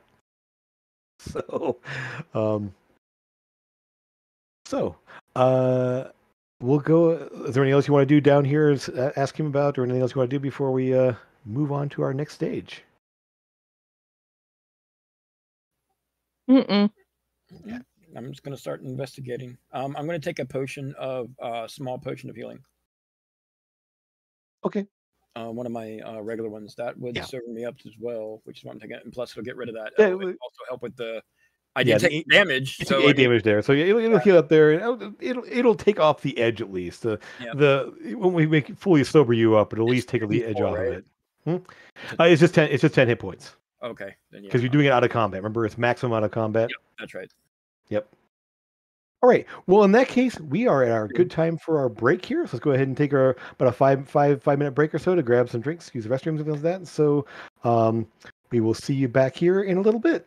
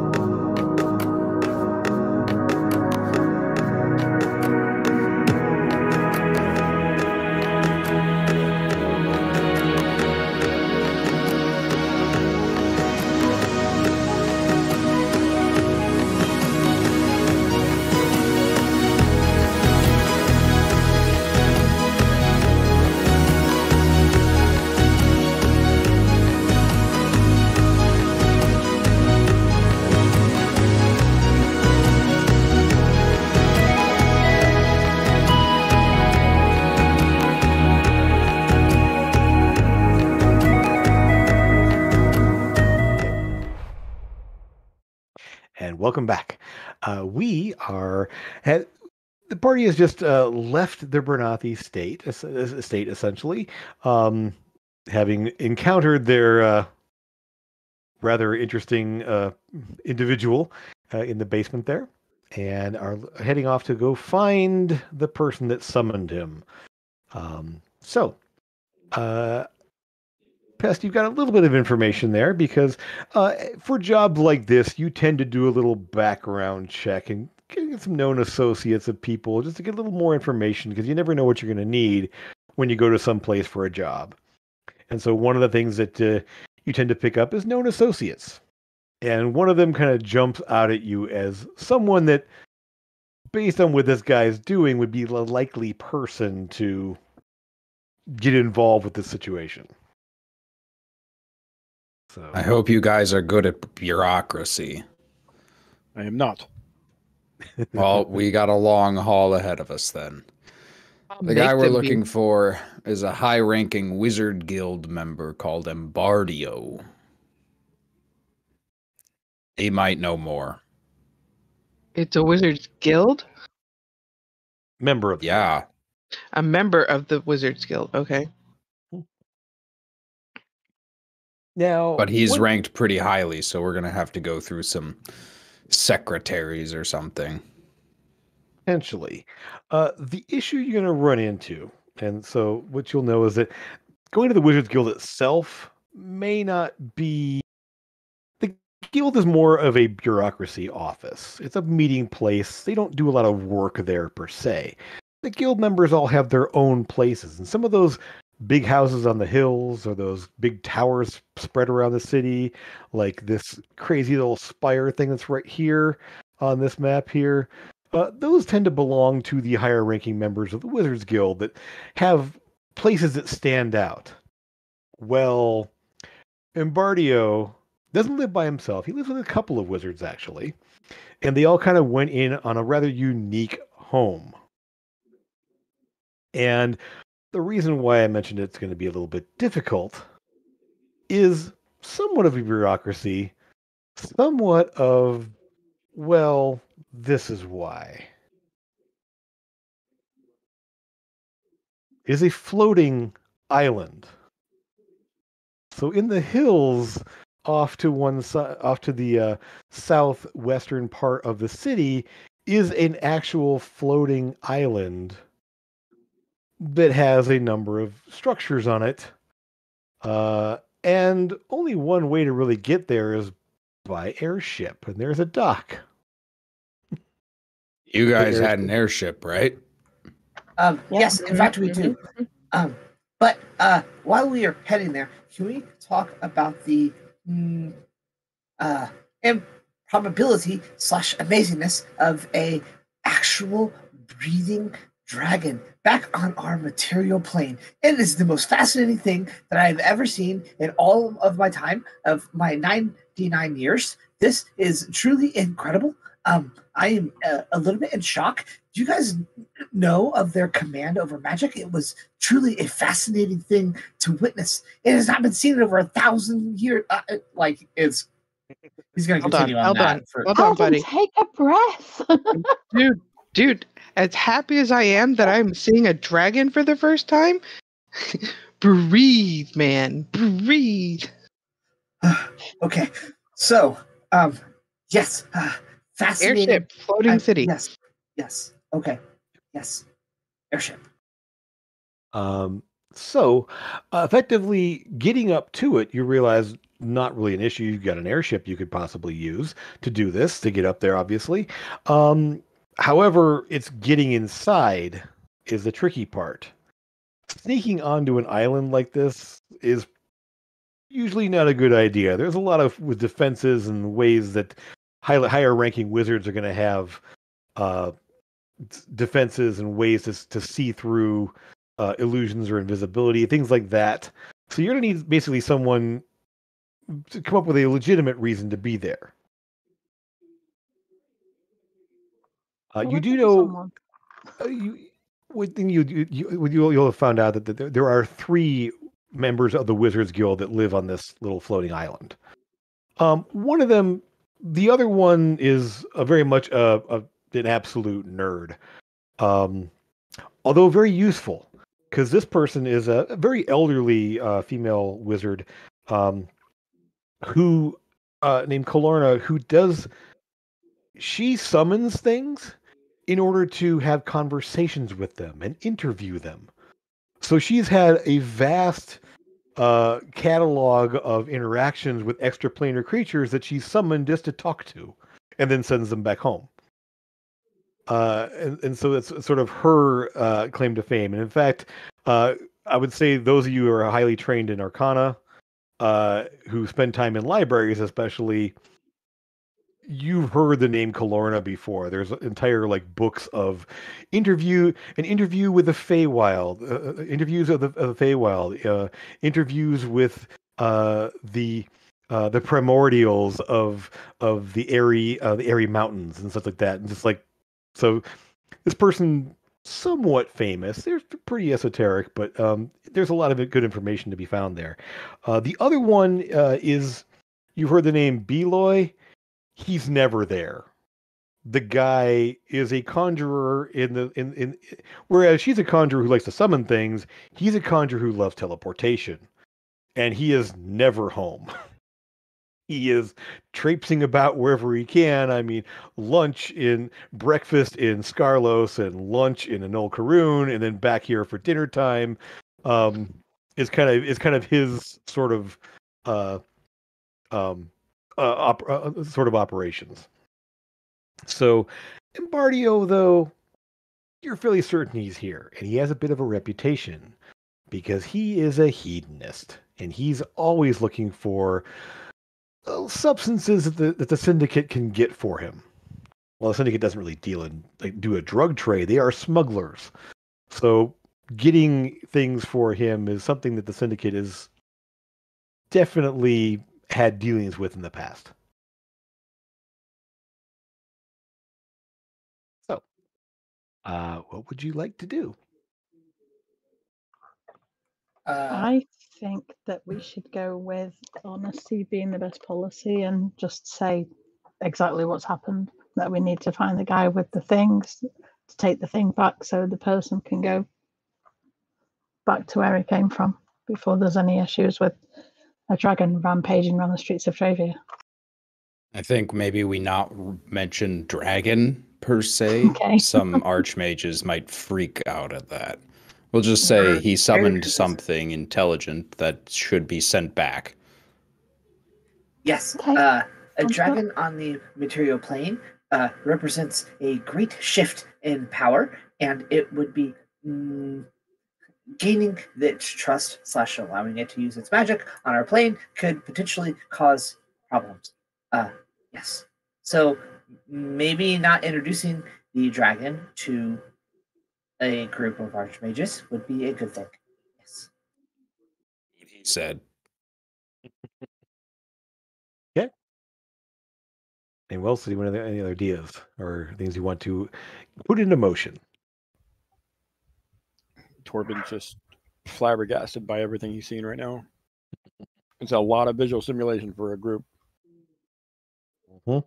Yeah, you are seeing things like I mean, floating islands, and I mean, and the idea of like high level magics, and I mean, you've dealt with high level magics, but the first time seeing a dragon and some summoning stuff like there, and you're still a little bit reeling from last night's dream / vision that you dealt with as well.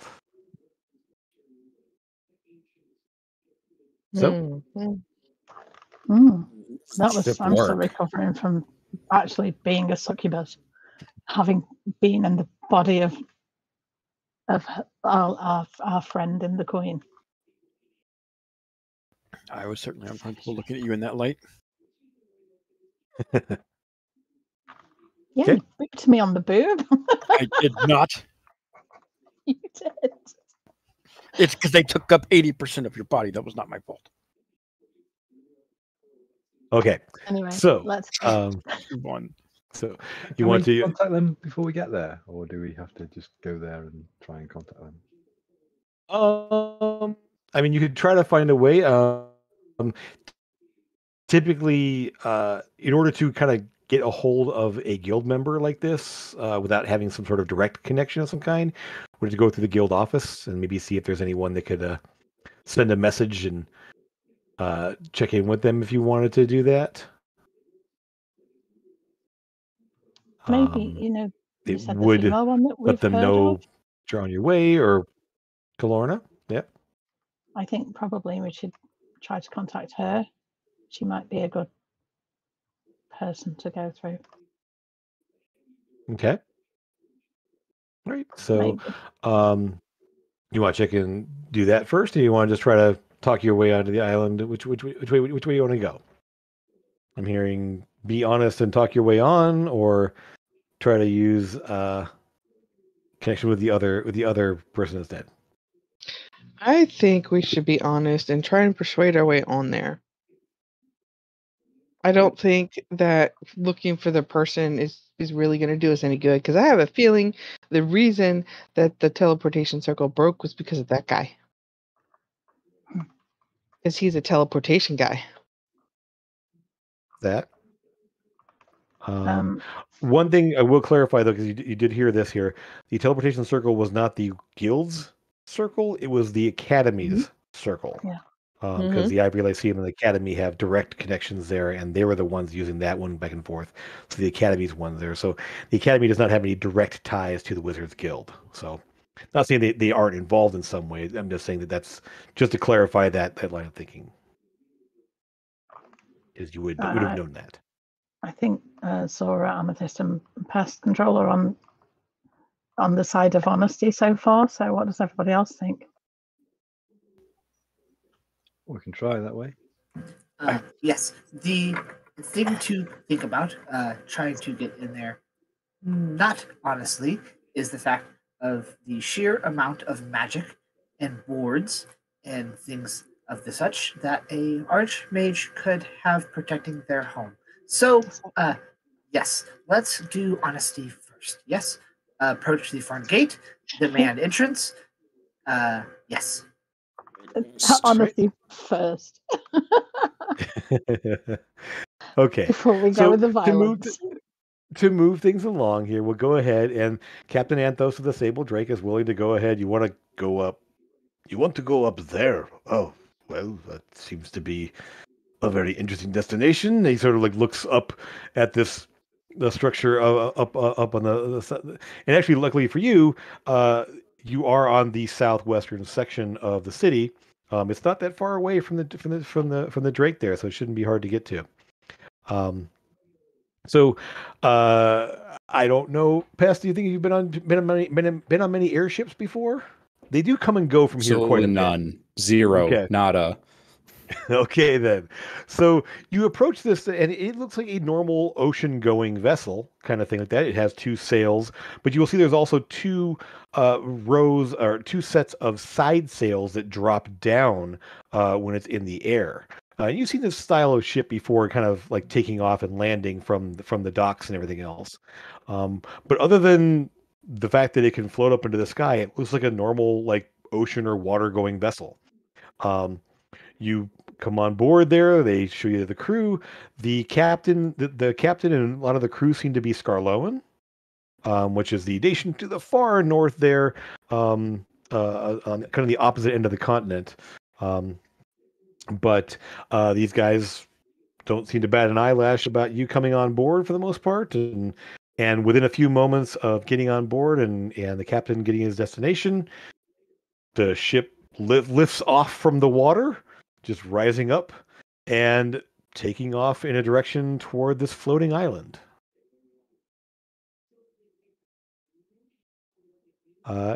It's surprisingly smooth. You would think it would be kind of like jerky or weird with that, but it just lifts up seamlessly and then starts moving forward without any sort of like jerkiness or lurching or anything else like that. In fact, it's even smoother than being on the water. There's no waves, there's no current, there's no shift of water on the hull or anything like that. You're just gliding through the air up toward this floating island. If it's going to take like a good 30-ish minutes, I'd go down to Greta and Mine's workshop and just kind of bang out some of that math. Maybe about 30 minutes at the most. Probably a little less than that. And that's gonna be more just going to be like the takeoff and maneuvering and docking there. When the ship does pull up to the dock there, where you see the ship up, the dirigible style ship there. This is more of a Scarloan make ship with that top piece there. But it is not currently there. Yours takes its place. And as you come into a dock there, you will see two well-armed like guards and a third person who's not armed like the others, but definitely is more of a greeter type thing. And as you put into to stock there, who's getting off to talk first? Lucas. Or Lucas. Lucas. What were we going to say? What's the Imagine plan? I would nominate Lucas for that.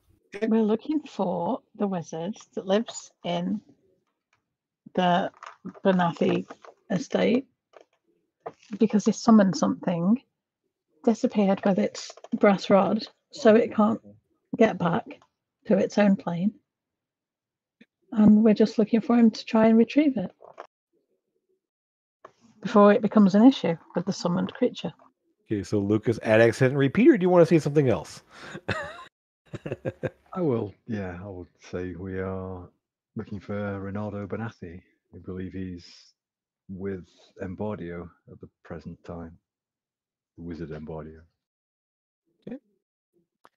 And the nature of your business, sir. I can neither confirm or deny that Master Barathi is here at the moment, but if you inquire about the nature of your business, we may be able to assist you. The wizard Benassi has a problem that we were sent to deal with. We need to speak to him about it. I see. Well, give me a persuasion check to see if you can kind of like nudge this guy along here. Can I assist him? You could. As How in, would like, you- stand behind him, Okay. just... Let me ask you this: how would you assist him? I'm not looking at that roll yet because I didn't see what it was. Don't start I didn't. intimidating people, please. I'm Okay. not intimidating them. No. No. Okay. But, like, just standing there, shaking my head, agreeing with Lucas, being like, yeah, we're definitely doing that. That is the thing that we are sent here to do. I'm going to use inspiration on that, Jim. Okay. Oh, Roll the yeah, one. you better. Wow. Okay. A little bit better. A lot better. Okay, let me just see here. I mean, the thing is, you are telling the truth. You're not trying to deceive him. Let's see if he's going to be okay with this. Let me just. Okay. So he just sort of like ends up nodding, and his eyes just sort of glance back and forth from Sora to you, and kind of taking in the appearance of the ship behind you and the people that are standing kind of still on the dock, ready to get off there. And I can say that Bernathi is here. He is often here, so let's just. No, we lost. Yeah, we lost Raven there. Hopefully, Yep. we'll pop back in a second there. No worries. Happens occasionally. I think that I will let you go and speak with him if he has something that needs to be done. I assume you wouldn't be here if it wasn't pressing. So, you will have an armed escort. However, you're not going to be not to wander off to the grounds or disturb anyone else here. There are a number of people that live here in terms of not only the guild members themselves, but all of the guards and craftsmen and servants and such, and then any attendants and associates that come and go. So I would ask that you follow exactly along with your escort. If anyone, and he sort of glances at all of you, and I wish Draven was here for the moment. He would take note of this here. But you sort of get the impression that he's like taking stock of each of you, And then just kind of just says there will be no wandering off of any individuals. If the count of people here suddenly changes, the invitation will be withdrawn. No, we won't do that. Good, very good. So he motions to the two guards with him and says,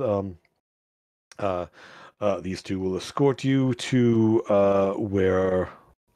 And he pauses for a moment, and you see him sort of like he reaches up and kind of touches something like kind of behind his ear, and mutters something under his breath very quietly. Those you with the higher enough perception there, it's a little like Bluetooth, but essentially it's a message device. So it's a little bit like it's like a sending stone, but a minor version. It's just the message spell. And he's like, yes, of course. All right. Yes. And so he motions you guys to take them to the summoning chamber. That's where they seem to be at the moment. All right. Yeah. And so, the two guards there walk up there and open the massive double doors that are on the high wall. The walls here are about 10 or so feet high. These towers being about 25 to 30 feet high. And so the gates open, and you see kind of this stone pathways of varying colors, and the trees that are sort of at the moment seem to be all barren. But there's a large fountain you can see straight ahead of you there that's sort of like spewing out water and just kind of gleaming and glittering this strange obelisk to one side. And the guards just sort of motion for you to one of them steps in front there, motions for you to follow him, and the other one sort of moves to the back of the group, sort of kind of nudging you along essentially. And welcome back there, Draven. Is your camera back on for us? No worries, it happens. Yep, internet went completely poopy. Okay. So, very cool. The little camera will flip back here in just a second here. So, you find yourselves being led along the pathways here, sort of around this big tree and along the pathway over to this building here. Have a squarish looking building, and can't quite see it without zooming in there, but there are two tall statues on either side on about like 4-foot 4-foot pedestals on either side of the large doorway. Steam coming up from vents and a chimney that's kind of like billowing out. So you are right over here, this building here. Okay. Yep. So the two guards kind of step in there and say, we will await you out here. We are not to go inside. The master does not like us to go inside, so please be about your business and be aware that any trouble will be met with extreme force. We're trying to avoid trouble. We don't want any trouble here. Good to hear. Good to hear. Yes. And like, yeah, this would be a bad idea to mess around with anybody here. The guy just the more formal looking guy looks over him, like just kind of gives him a side eye, just shakes his head. No. Yeah. And we're gonna move you. I don't know if I should be offended or not, because like I feel like they're trying to push muscle around that they don't have it for. I don't know. They're just trying to let us know that not to do anything stupid. I mean, have they met us? So you find yourselves on the outside of this building here, and sort of a large, it's almost like a vault door looking thing, kind of a copper edged door that has sort of like the patina of greenish tarnish around it there, but a very solid looking door. But it has a sort of that vault door appearance there. And you find yourself down at the bottom of the map. A scroll all the way down there. And you can find yourselves, I'll put pest on here, and the rest you can kind of arrange yourselves on the bottom of the map. And any tokens or extra things you need to have available to you. Again, these two statues, the pedestals are about 4 feet high, and the statues themselves are about another 6 feet above that. So there's these two statues on either side about 10 feet tall. And they're just like just stone edifice of a stone statue of like men in a shield and sword. essentially. The first guard there does open up the front door, revealing. Let me just the I'm front. missing. What is going on here? Amethyst's missing. Amethyst is missing. What do you mean? He's not on the Avress token yet. Oh, you can drag it out there and. Oh, I forgot. Okay. So your door opens up to a strangely like bright parquet floor of green and white tiles there, finely made. Walls of very flat, plastered stone walls across the way. And as soon as you open the doors, you hear sort of a hiss of steam and shh. And as you step inside, we'll just go ahead and just open up the front area here. You will see to either side large pipes jutting out from the walls and up near the ceiling. This area, this front area here, as you step in there, is about 10 feet high. And those ceilings, those pipes are all up at the very top of the ceiling there, and there's steam kind of seeping out from them in various places there as you go in. What is going on, Amethyst? Okay, let me put you. I'll put you on the map. You should be able to move it here. That one there. Can you move that? Yeah. Okay, good. Okay. I don't know why I can't bring her out. I used to be able to. That's weird. Okay. Anyway, so you have it there. And are you able to drag out one of your creatures? Are they working for you? Okay, good. Yep. So put it away for now, and then yeah. Okay. All right. For now. I mean, knowing you're going to bring it out if something happens. So one of your buddies What do will you hit the mean? table. We come in peace. Yeah. Okay. So you step inside there, and so it does sort of curve around the corner on either side there. You do see it wraps around the side. This side over here goes the steam jutting out. There's sort of almost kind of obscures that corner a bit there. There's that large pipe going up around the ceiling area there, spewing steam out to the hallway. You can hear kind of alternating like throughout the place. Further into the building. So at home. Yeah, it's interesting. And you realize it's maybe for heating, maybe for something else. Who knows? It is very comfortable inside here. The temperature is very kind of an even, like mid 70s.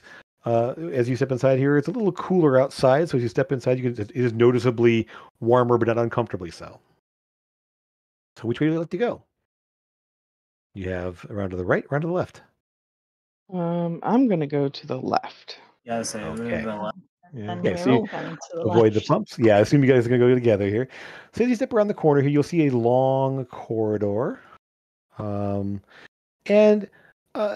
you'll find that there's a sort of it's almost like the floor glows slightly. Not so much that it's giving off light, but it has sort of that soft illumination that just fills the corridor that's almost sourceless. You can't tell if it's being cast from the floor or if it's just sort of an ambient light that's filling the space. But you can see all the way down the hallway very clearly. And again, more pipes there. These ones actually jut out from the wall and go down to the floor. And this one goes across the ceiling and down along the wall whoops, ping that over there. Down along the ceiling and then down to the floor on the opposite side. A little bit of steam coming out from this one, but just up at the ceiling level there, just kind of little mists of white curling on the ceiling there. You don't smell any sort of like burning. It's obviously there's like actually like water vapor type steam. So it's not, you don't smell any chemicals or any wood smoke or burning or anything else like that. Hey, Pest, you come in? Are you able to move your token there, Pest? I'm not sure if you're able to move your guy here. Oh. Okay, let me make sure. You know, check your settings here. Make sure. Oh, that's why. I see. One sec. Let me fix that real fast. Where are you? There you are. Save settings. Give it a try now. Can you move it now? Yep. Okay, cool. Okay. I'll bring up the rear. These people seem to know what they're doing. Okay. He doesn't know us very well. Yeah, no. They fake it real good, yeah. Yeah. I start okay. climbing up the side. Okay, so yeah, he actually like climbs up the wall and is like kind of walking along the wall, kind of sort of sideways. Yeah, on all fours. Sort of yeah, you probably want to take the right wall there, Torben, just because the left wall has those pipes Yep. coming out of it up the ceiling type there, so you're gonna be dodging pipes. Okay. So, all right. So yeah, you're able to kind of move down the hallway there. It seems that the hallway kind of turns a corner up here somewhere at the end of the way here, and you see the back wall up here. About Can halfway. I go up and over the pipe or This one under you can the go pipe? under. This one goes along the ceiling and then down the other side there. So you're kind of like going around the left of this one here. So it's going over the ceiling overhead and then down to the other side over here. So you're able to kind of just go underneath it there. The pipes are about 1 foot in diameter, so you can definitely go underneath it there. The ceilings are about 10 feet high in this spot here. As you get up around the corner, you will then see the rest of the hallway back here. And another pipe up at the ceiling there, getting off a pretty healthy amount of steam, but just kind of like that's just kind of spewing along the ceiling there. It's not spraying, not going downward. And you see that there's another door similar to the front door right here in the middle.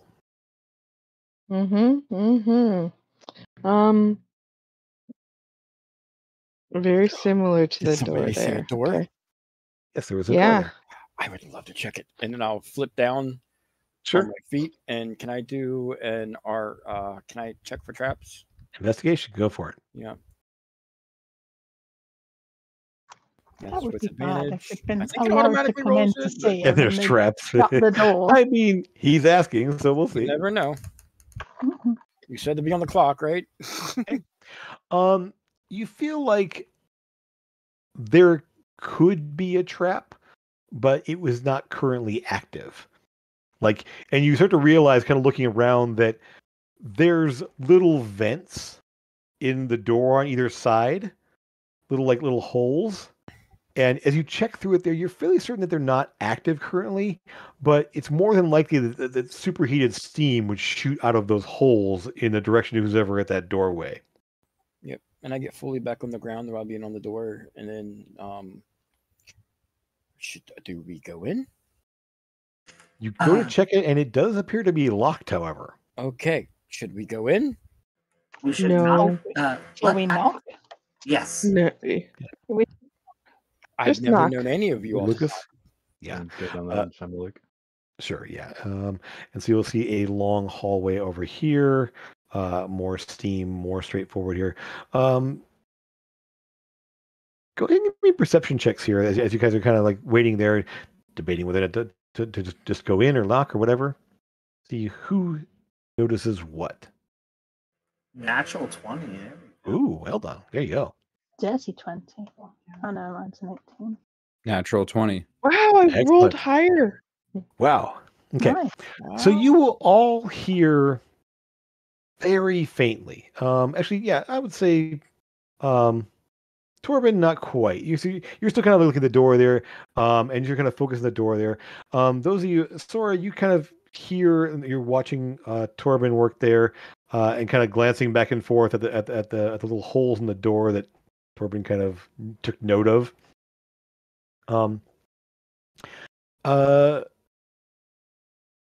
There will be one thing you'll notice, those of you that rolled the 15 to 18s there, the floors here are immaculate. There's no sign of wear, there's no sign of footprints or dust or dirt or anything else like that.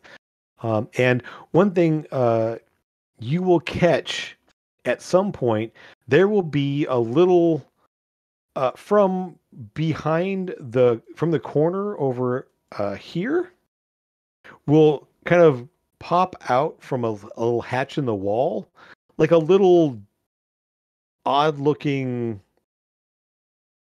metal disc about yay big around, and it's stuck to the ceiling, and it sort of moves over to the ceiling and goes down the side and then goes down to the floor and then switches out and goes on the floor there and starts moving along the floor. Really kind of a slow pattern there. Just kind of like, and so you take note of this thing that's over here. Just kind of like moving and back and forth and back and forth. And Amethyst and Amethyst, you will take note that there's in between the hissing of steam, you catch that there's a little bit of a slurping sound from It that thing seems as it's moving Sora was across. right.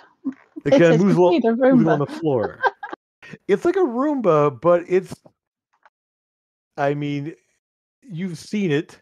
It's like a little mini goo box. It's a Goomba. It's Aw. literally a disc Shut with a up. little gelatinous Aw. cube contained in it there that just slides along the floor, cleaning the floor.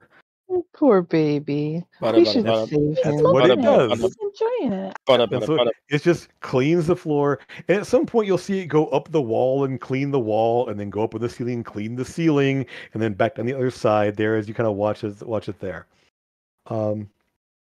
Eldon, as you glance over there and you go, oh, wow, you will hear the faint, very faintly, the sound of raised voices.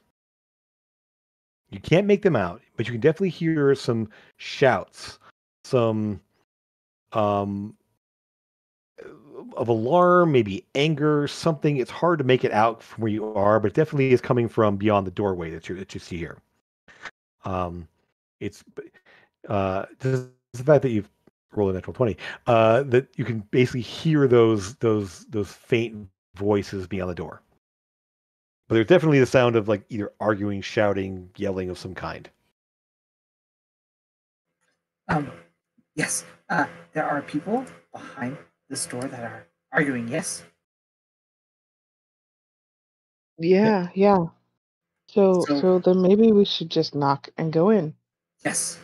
Let's do that. As you kind of thud.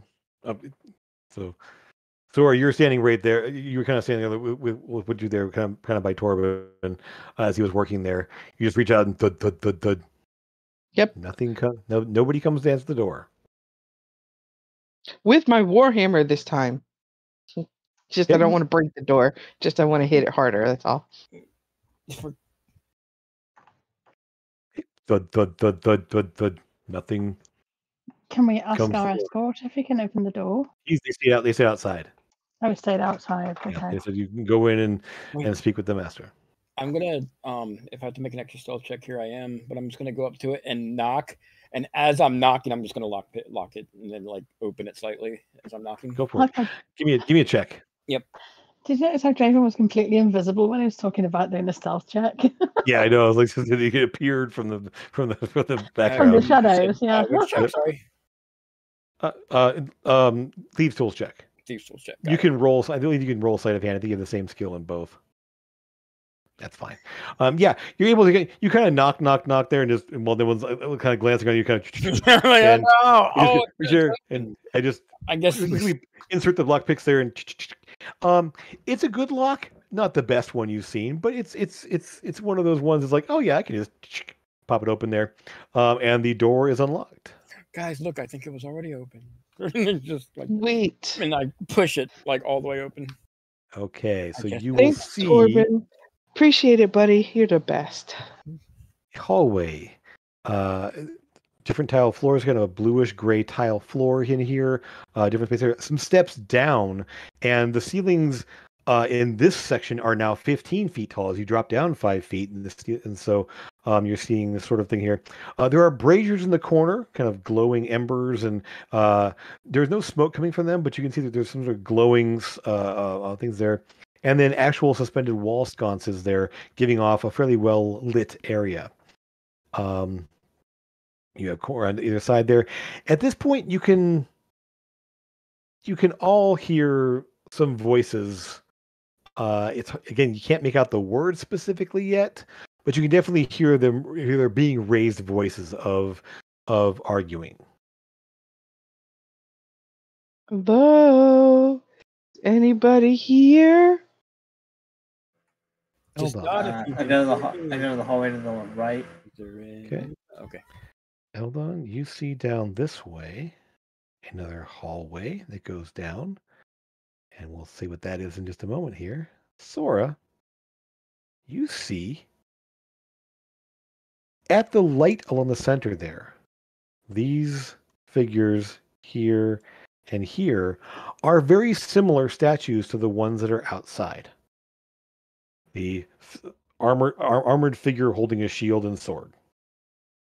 Hey, Eldon, are these golems? Are we gonna have to fight them? Because I don't want to fight them. Hopefully not, but I do think so. I could check. Yes. Yeah. Be careful though, because I'm all the way over here. Kind of hoping we don't have to fight anybody in here. I know, I agree So- with you, but like, it's a thing. Sora, Just you a step thing. back a little bit. Just kind Hold on, of okay. around the kinda- corner there. Sure. All right, and who else do we have? So we have Amethyst and Pest. So out in the hallway there. I'm gonna come inside there. Up to you. Eldon, what do you want to do to inspect these things? Walk up to it, see if it's a.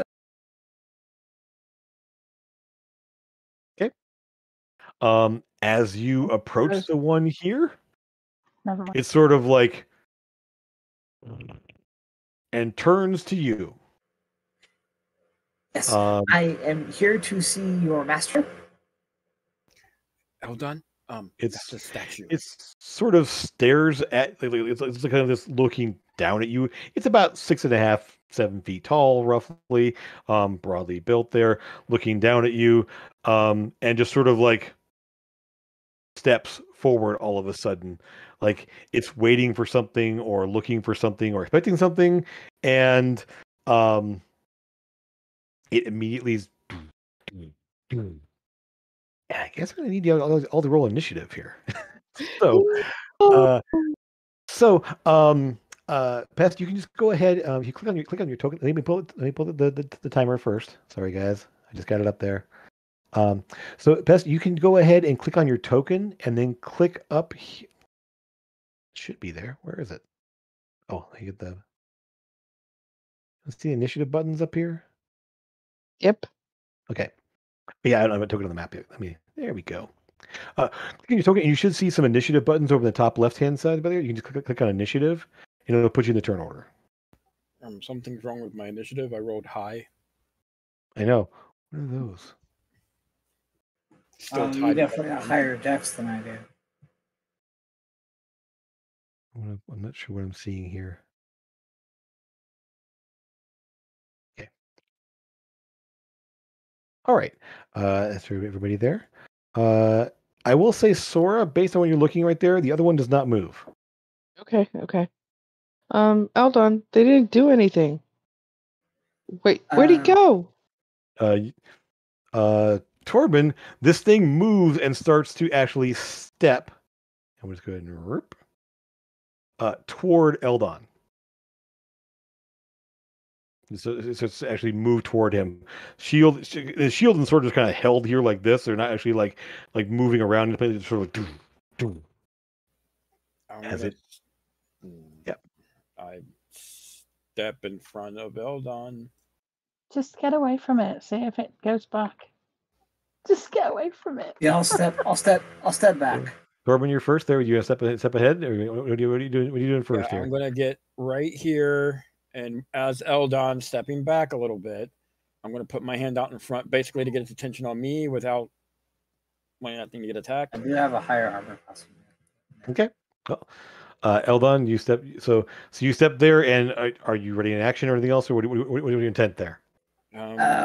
If this thing attacks, I'm going to shoot it with my force ballista blaster back. I'm looking at Torben first. I'm backing typically first. Like this is a 5-foot square, so it's not like Yes. I'm backing up. You know what I mean? But yeah, but backing up this square, like to make sure if it's attacking me or not, or ready to attack. Okay.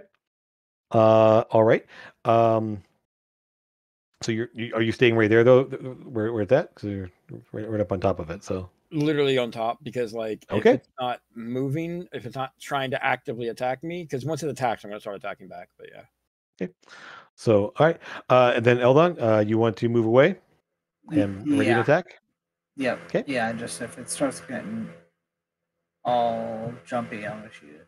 Okay, so you ready? Are you ready with your cannon, or are you ready with another that's something else? I'll do cannon because it will blast me back 5 So feet. bonus action. You. So Eldon, a little predator style like a cannon kind of appears up on its shoulder, tracking back and forth. And then yeah, so glowing sort of a bluish energy, I believe, and then Yes. just kind of training on this thing here. All right, Lucas. Does it look like it might be aggressive, or is it just It's defensive? hard to tell. It's a stone statue that doesn't have any facial features really. It's moving toward it essentially turned and took a step toward them. So it might. It's hard to say exactly. I mean, you know that golems like this are typically used as guardians of some kind. So there may be something that needs to be done to bypass them. I'll move to there and I'll say we're here to see the wizard Embardio. Let's see. Give me a charisma check. Can I assist him in any way? No. No, this is Okay. okay. It's not going to matter. So, He doesn't need it. so say you step up there and just sort of like in your best, most authoritative presence there, just like step up there and just, we're here to see this Bardio, and the thing just stops for a moment, then looks at you, and then in a very grinding, grating voice, it says, "Threat detected. Threat detected." But then but it doesn't. It sort of like pauses. It doesn't move to attack you, but it just says, "Threat detected." Guys, I don't think Get out of the way of it. There might be a different threat. Might not be us. Just get out of the way. Move. Run off. I'm gonna back us up a little bit because I'm right behind them. And I'm gonna bonus action disengage while I do that. I will say this: everyone that's standing here right now in this corridor, give me a new perception check. See if you Sure. see what you catch. Okay. You know what? I'm gonna wait. I hope if I rolled higher than that, because I'll use a luck. You want to use luck. go for it? Much better. 17 instead of 6, whatever it was. Okay. All right. So the three of you right there, and I would say, yeah, that's fine. The three of you definitely catch a sound, something kind of, and there's a bit of a shudder in the floor and the walls.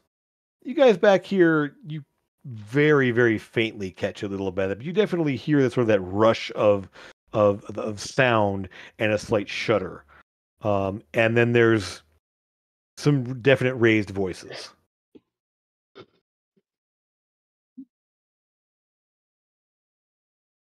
From the south somewhere. Lucas, it doesn't seem to. It seems to pause and just look at you. Like it's like kind of almost like looking past Torben at you, and just nature of threat assessment. Must protect the master. And you don't see any like mouth moving. You don't see the voice just coming from somewhere in this general vicinity. Amethyst, I have an idea. What is it? I don't know if she's actually. I'm assuming she's with us, right? Or is she still up there? Well, I mean, I'm she's at the back top of the behind you there. corridor. So. Okay. I'm at the top of the corridor shouting, "Come back up here! Get away from it!" Yep. Why don't you use your portable hole? Huh? Underneath of it. What? Why don't you use your portable hole and put it underneath of it? Because I don't want to murder a statue in my portable hole. I want to get away from it. Just if you walk Pest. away and it attacks you, then we'll deal with it.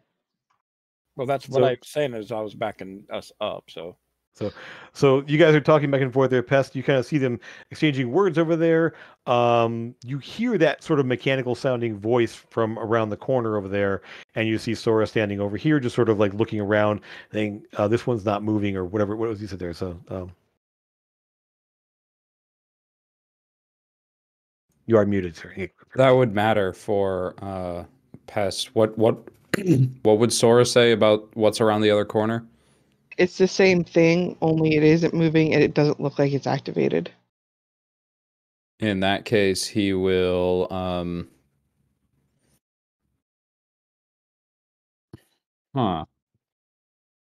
he'll probably just move here. Oops. Noise.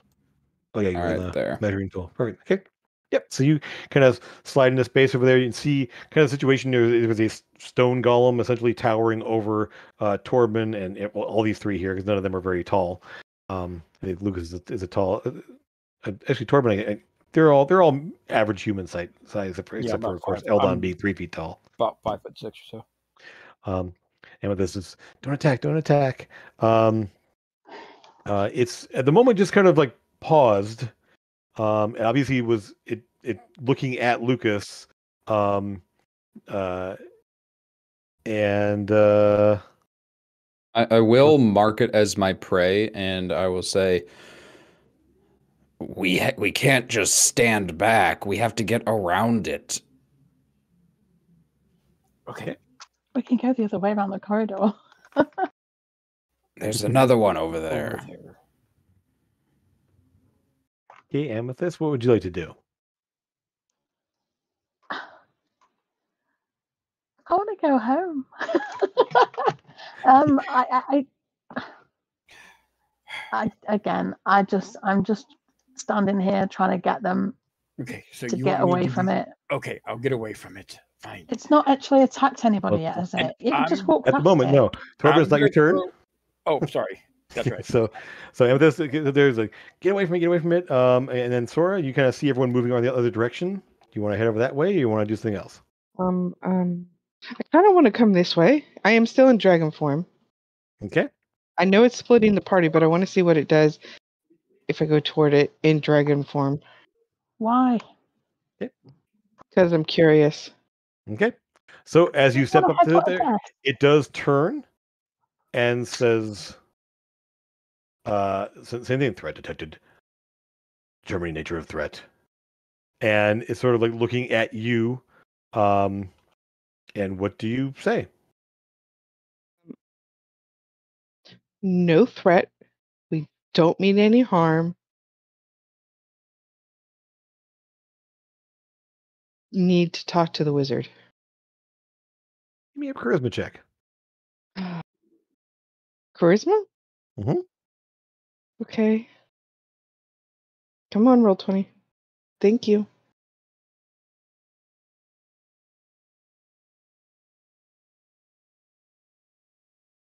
$13. Okay. It just sort of pauses at you. It just sort of pauses and just looks like staring at you. It's not moving to attack. It's just sort of pausing there. Threat detected. Threat detected. Determining nature of threat. But it's not like I said. It's not actively acting against you specifically. Torben, what do you want to do? Okay, I so still have You want to Now- keep going? Sorry, I- go ahead. I pull Sorry, my you dagger want out. to finish? Sorry, go ahead. Yeah, I just want to back up. See what Okay, he does. back Can up. I ask a question? Yes. Has it been over an hour since I cast telepathic bond or not? I would say probably not.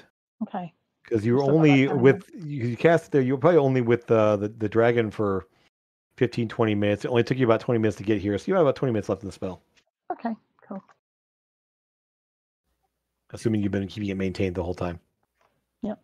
I'm going to look at that thing. I'm going to take out my dagger. And I am going to throw it right here at the brazier, right here. Okay. Okay.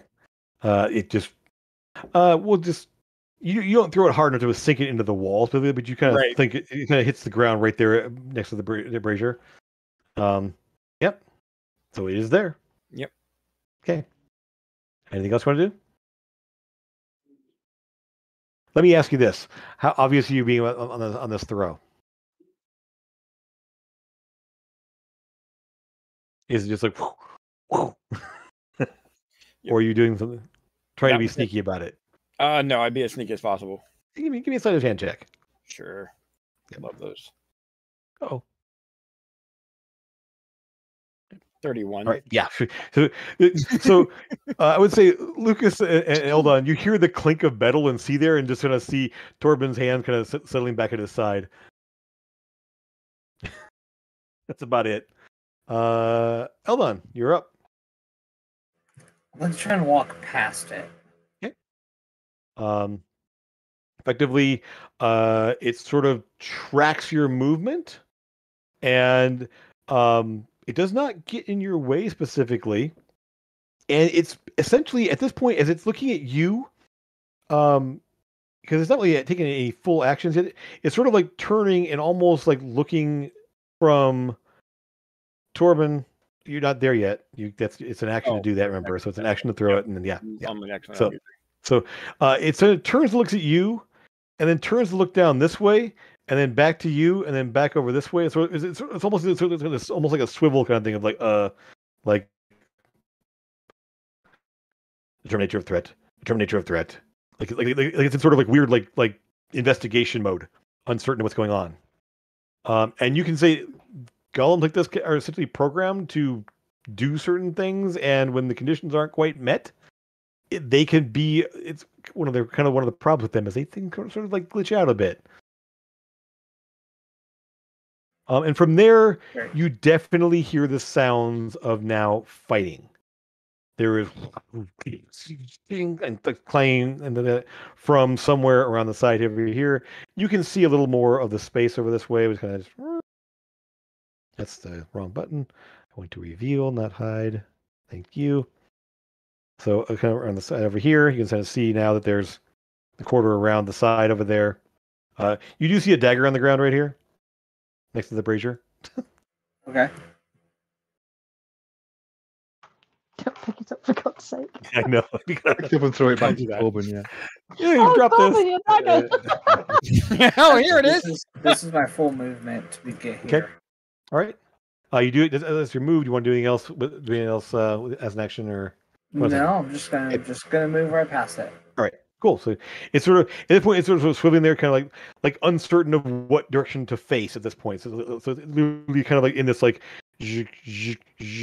back and forth. Lucas, see Eldon move past it. It doesn't attack him, but it is obviously in an uncertain state. Or yours is doing something very similar.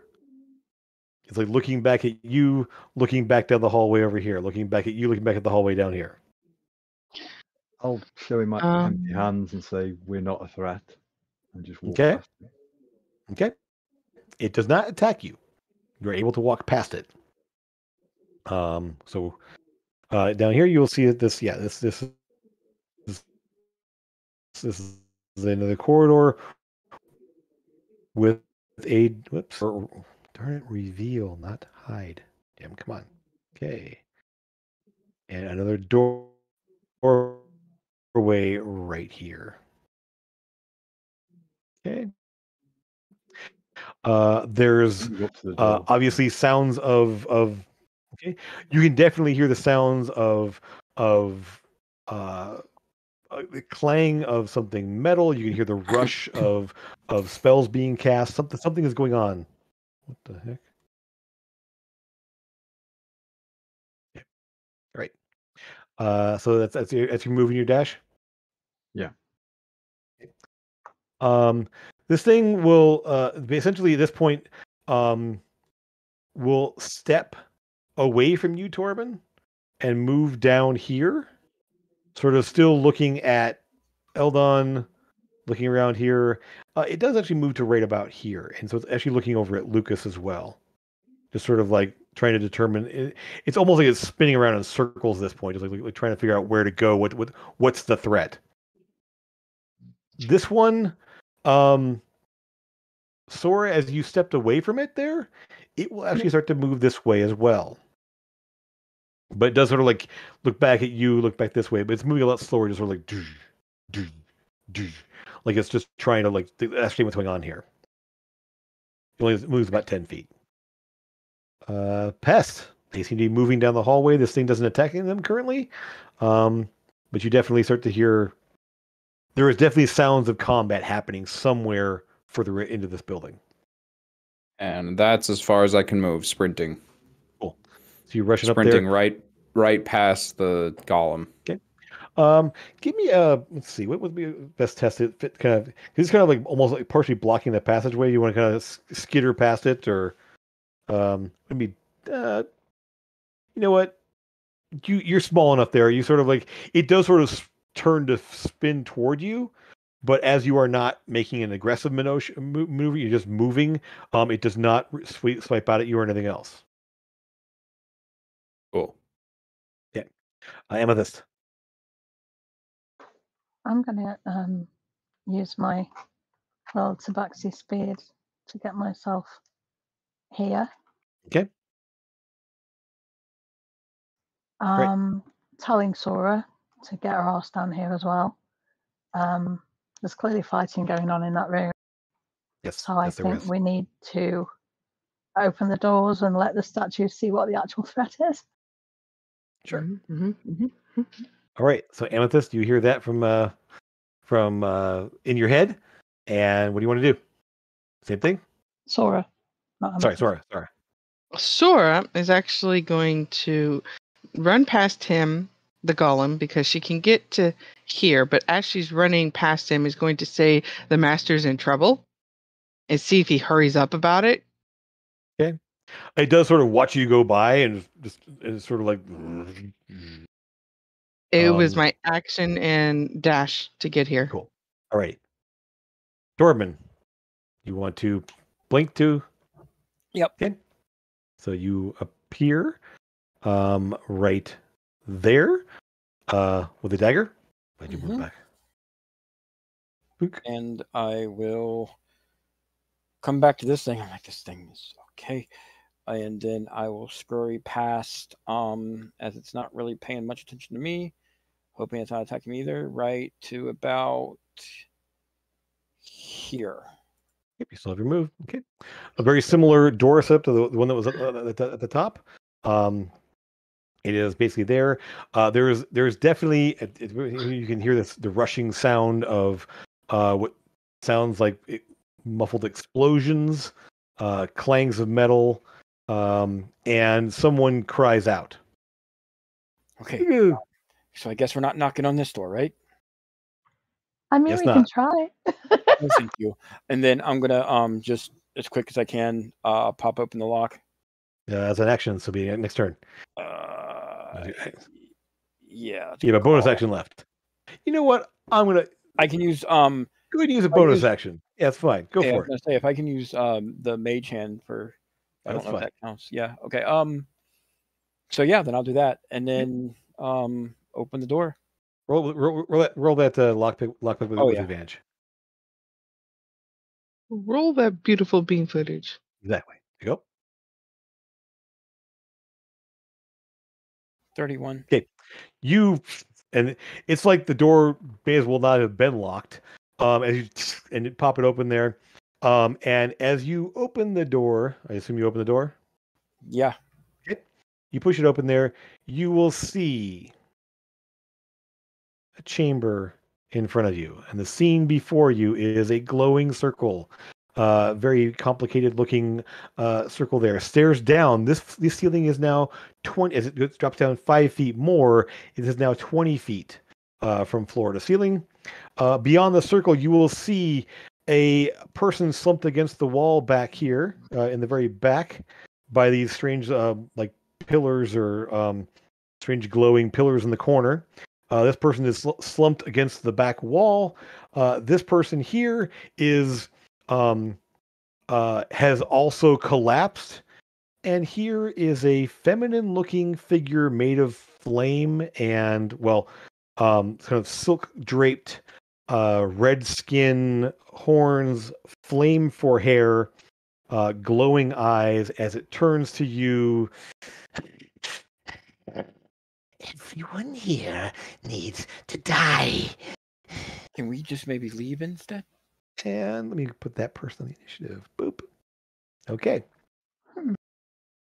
So, Eldon, you hear this voice.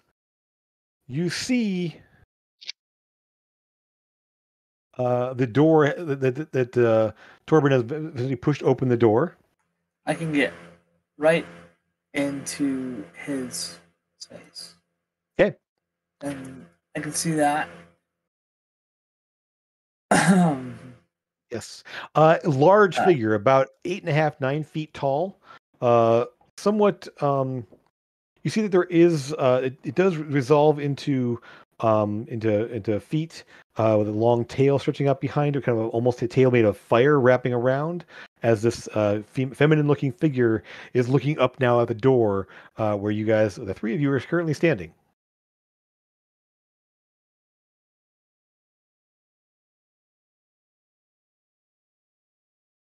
What would you like to do? How was your move to get there? Yeah, that was my movement. All right, let's shoot. I won't even make it roll. You've been kind of running through the litany of all the denizens of the elemental plane of fire as you met this brass dragon who came from the city of Brass. This is a feminine Afridi. That's what I was afraid of. Yep. Shoot. What level's banishment again? I believe 4. Or 4. All right. That would make it a DC 18. Sure would. So I'm going to activate my gauntlet. Okay. Lord, please. So Lucas and Torben, you both see Eldon kind of squeeze him beneath here. The tanks on the back of him start glowing as his gauntlet starts glowing as well. And what did we get here? And my gauntlets are wreathed in this electrical energy, magical electrical Let me energy. double check that spell real quick because you did some. I believe. Yeah. Okay. Let's see here. Come on. There it is. It is a charisma save. Okay. All right. So this thing, sort of, you kind of wind up there. The generator in your back there glows and shifts, and you see this shimmering energy fire out from the gauntlet there. A field generates around this creature as it attempts to save. Let me double check one thing real fast. Unlike the last things you fought, it does not have advantage. Oh, So it shimmers and winks out. Now I am going to do one thing here. Is that I'm going to make one change to banishment that I really like here is the fact that it does get to make a save on its turn to pop back. So if you can manage to keep it, if it manages to fail its save enough times, it will be banished permanently. But if it makes it save, it will wink back into existence as you're trying to hold it away. I am trying to hold it away. Yes. And then I'm going to say to the other guy, yes, that's not good to have on our plane of existence. Obviously, idiot. Close the portal. This guy is on the ground. They're both on the ground at this point. You see him kind of down on the ground here, sort of like, and you can see. I mean, he's splashed. She did have also in her hand a massive scimitar. I forgot to mention that. And this quick glance here, you're an observant guy. You notice that this guy is burned and slashed, and this one is as well. As these guys have both been pretty beat up there and are unmoving on the ground. Oh, they're both unmoving. Yes. Okay. I'll still say that. Yeah. He doesn't respond. Let's just say that. Yeah, that's fine. I'm still yelling at him. Yes. Idiots. All right, Lucas, you're up. Do we know which one's Benassi? It's hard to tell exactly. Without going up and checking them out there. They're about 25 feet away from you, and you never met either of them before. So, I'll go up to this one. yep. All right. As you get closer, you will see that this one's a little. This one's. They're both very ornately dressed. This one is definitely in more uh um fancy nobleman type attire, if you want to call it that. Whereas this one's in definite wizard's robes. We lost Draven again. So okay. No, I'm here. you haven't. It's no. Nan's this No, time. no, Oh, Nan's this time. Sorry. Okay, cool. Yeah, it was Sorry. Nan. I missed it. Okay. All right. So take with that what you will. You're not sure. You're still not sure. Exactly. He is lying on the ground there. He is beaten up severely and burned. But you have still an action to go. I think he's unconscious then. Yes.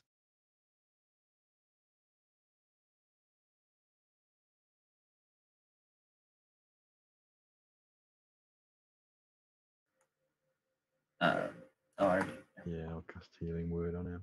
Okay. You see him sort of like, and as the healing word, caused him from being he was unconscious. He sort of like kind of blearily looks up at you. Who are you? Um, as obviously not in a great shape though. That was your bonus action. Anything you want to do as an action?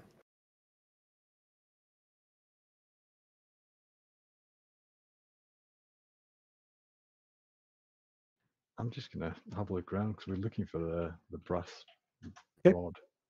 All right. Anything obvious on him?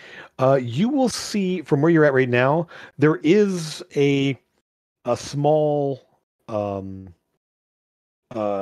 box of some kind sitting in the very center of the circle. The circle is currently glowing and almost pulsating. You can see that there is a small box, roughly 6 inches by a 4 inch cube, rectangular box, sitting in the center of this circle.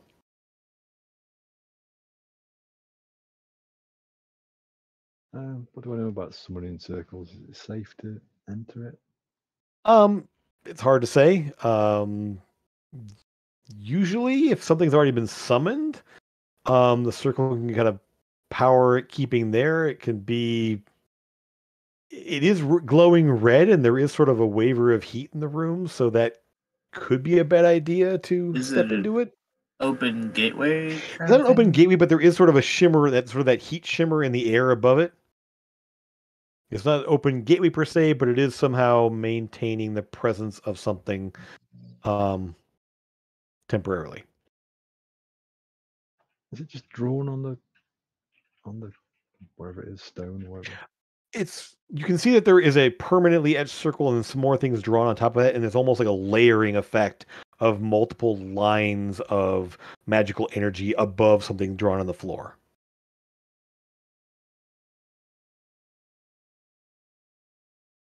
Can I try and just break it and just raise it with my boot? Okay, so you reach out there and do that. Give me a dex save.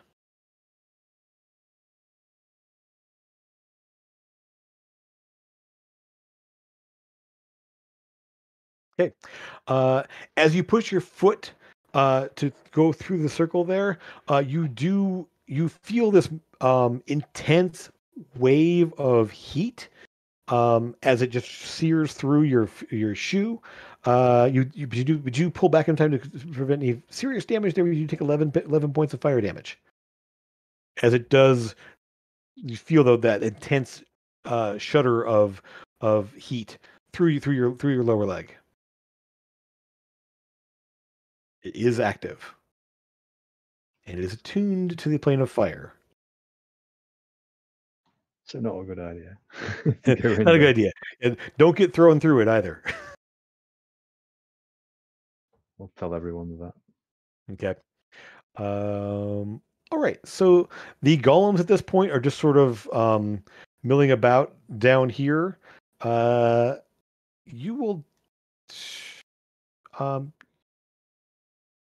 essentially past an amethyst. Actually, they sort of move up towards you, but don't seem to be moving toward the doorway. You can kind of those of you, Torben, Amethyst, Eldon, Ashley, even Pest here. You figure these things are not maybe probably not allowed to go into the summoning chamber. They're supposed to guard everything outside of it, so they may not be able to go in there specifically. Right. Let me just For me, see. Try one thing fast here. Okay, so the one on the left, you see a, yep, it sort of the shield on front of it sort of glows as it's sort of like threat detected, neutralized threat, and a wave of energy will wash off of it. I need both Sora and Torben to give me a wisdom saving throw. Uh-oh. Advantage. Yes. You With also- advantage. With Okay. advantage? Favorite shield of the mind. Yes. Yes, you can do it once a day. I don't get that at all. I'm sorry. You have luck. You're fine. That's true. 28. Oh, I just did Nice. Crit. not a thing. Hold on, sorry. Okay. I'm re-rolling that because that is my negative. Okay. Yeah, All right. Re-roll that. You can't re-roll luck more than once. I didn't. That first one was a check accidentally. I just wisdom check. I see that now. Okay. Yeah. Okay, gotcha. Either way, it's bad. No matter what. Okay. It's bad, so. Alrighty. So, Sora, you resist it. Torben, you feel your whole body go slow motion almost. Alcohol's kicking back in now. A little bit. I was like, You oh, feel no. am I drunk? For the next minute, you cannot take more than one action on your turn. You can either take an action or a bonus action on your turn, not both. Ugh. Oh So no! glad that I You are passed slow. that one. So action Uh-oh. or bonus action, not both. Okay. Your speed is also halved. Cool. Because you are currently slowed. As the golem is like threat, and basically does its slow effect in the wrong place. That is them, Pest. I think we should kill these things after all. Est is going to sprint into the room to the spot where he saw the Afridi, and he's going to stand there next to it. Okay. Show me the direction you're going there. Yeah. Make sure you can reach it the whole way without. That's as far as I can get. Okay, cool. Yep. Good call. So you kind of see this up there. As you come to a stop there, you kind of slowly edge away from this little bit of the circle that's right here in that corner. As you realize how the heat from it, as you kind of just, since you don't actually cross it, you do feel that shimmer of heat and see that heat shimmer in the air surrounding the circle all there. Okay. And I'll shout out as I do, "Can someone save these two? They need to pay us." Amethyst.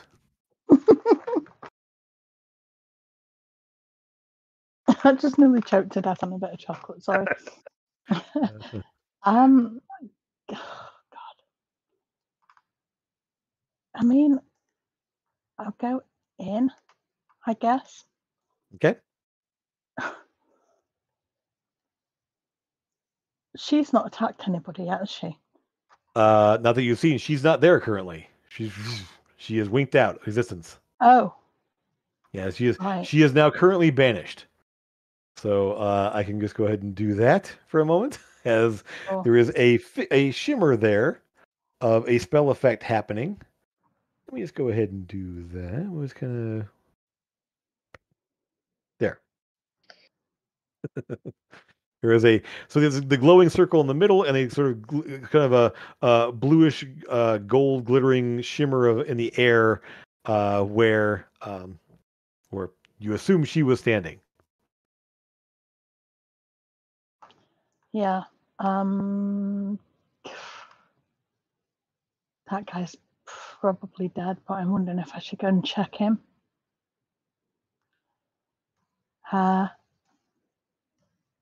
I'm going to go over to him. Okay. Is it? Can you get all the way there? I can with a sprint, I guess, because I've already moved.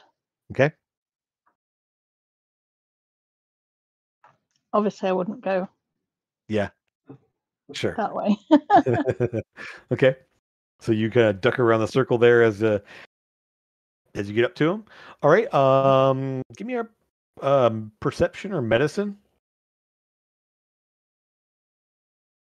whichever's higher for you. Definitely perception.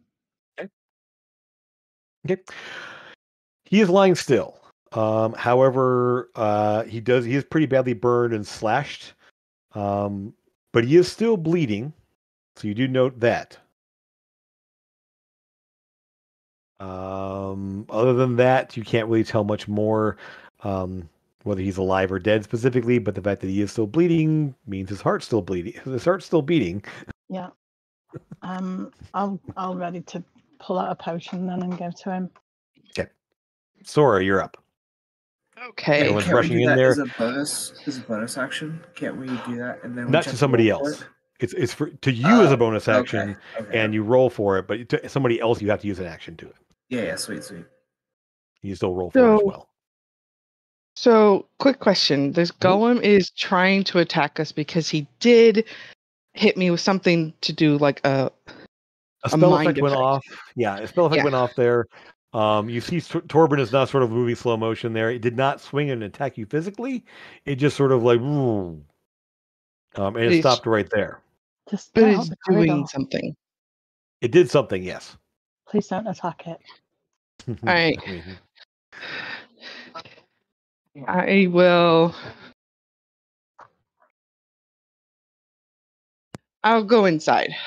Actually, you know what? I'm going to shove the two of them inside if I can. You know what? Give me a strength check with advantage because they're both. I mean, one of them is small and one of them is slowed and can't push back. Just don't shove them hard enough to go on the circle, that's all. That's not my intention. Just to get in there. Yep. Bring them on in. Okay. Yep, because you said the golems wouldn't attack or go inside because that doesn't look like that's their objective. 23? Yep, that's it. You're able to kind of nudge them inside. Whoops, that's not what I wanted to do. I have a halo. Go ahead and move you guys here and oh my gosh, the menagerie. And here, and you can step to there. They will take essentially double movement to move them into there. Yep. So basically that would take you 5, so 10, 20. You have 10 feet left to move. Okay, then I will move inside as well. Okay. Well, so you push it with them with you. So it takes you 20 feet to get to there, and you have 10 feet left to move. Okay, so to get to here and then 10 more feet, huh? Yep. Okay. Well, you'd be You'd be there, wouldn't you, if you just pushed them in? I'm going to head toward there. There we go. That's where I'm heading, right there. All right, cool. All right. So you see me for you, obviously. So you that was it. So your move, an action to shove them along there. So you still have a bonus action if you want. Yeah. Is it a bonus action to do that? Nope. I'm just past it. Okay. All right. So at this point, one thing, we're going to re-roll a save because it is her turn again. The DC was what there, Eldon? 18. No. 9. So she's one more round of gone away. So the field is shimmering away here. I'm going to do something real fast on this thing here. Where is that? Come on now. Oh, I can't because it's hidden. I will mark it down. So boop boop. Okay. Cool. The counter goes up. There you go. Cool. All right. So that is her. Torben, you're up. You can do an action or bonus action, not both, and your speed is out. Okay.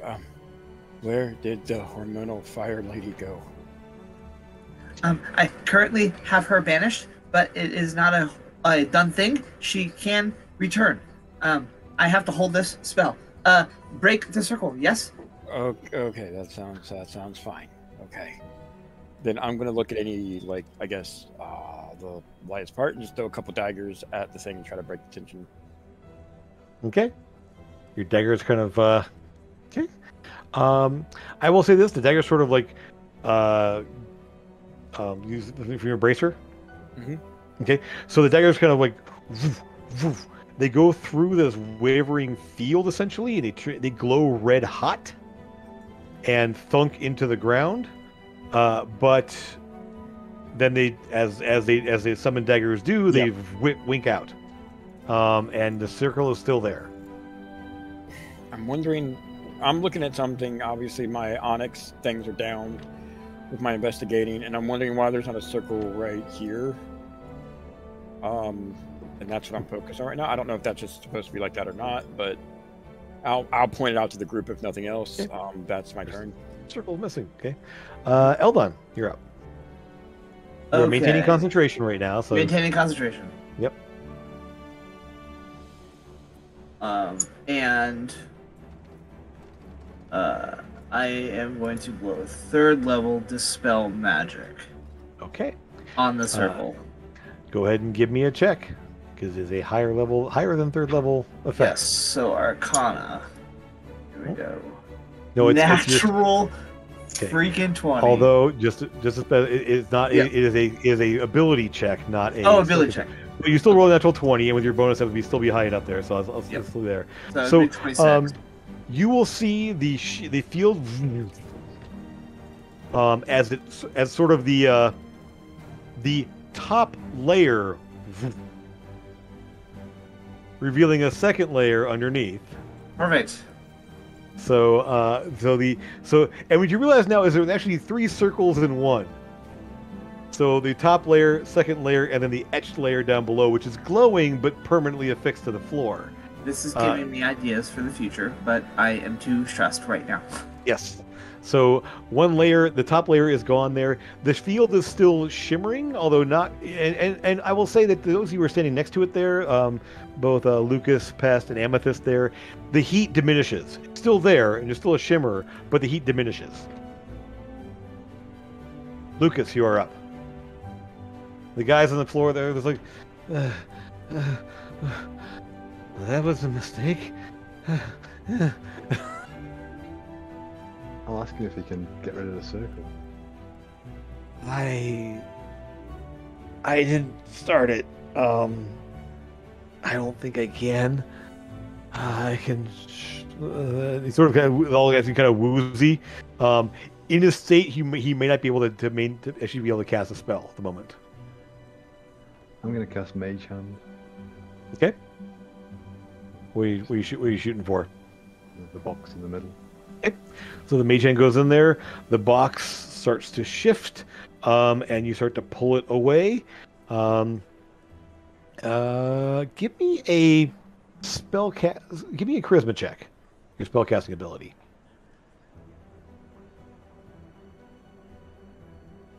That's a really good idea. I could have done that too. I have Mage Hand 3.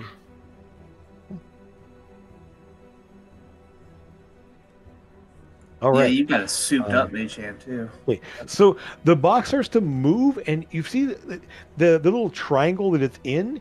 The box moves there, and sort of like it's stuck on that little section there. Like it's moving, but you can't quite pull it through that little the triangle in the middle. There seems to be sort of something keeping it inside there. Like I said, you picked it up and it kind of shifted around there, like bunk, bunk, bunk, bunk. Almost like it's hitting an invisible wall right there. Right about there.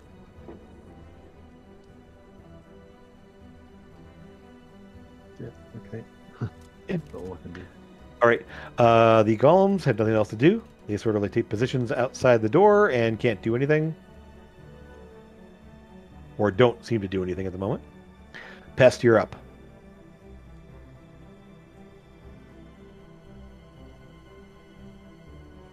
All right, let's hope she doesn't come back.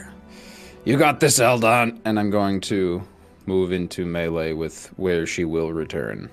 Okay, so you have ready some attacks there. She is yeah, fighting and I'll as- hold my action to attack as well. Okay. Cool. Also, she is fighting this still. Just warning you. Yes. Yes. Okay, Amethyst, you're up. All right, I'll attempt to put a potion into him. Okay. It works. You see him sort of, his eyelids sort of flutter a little bit there.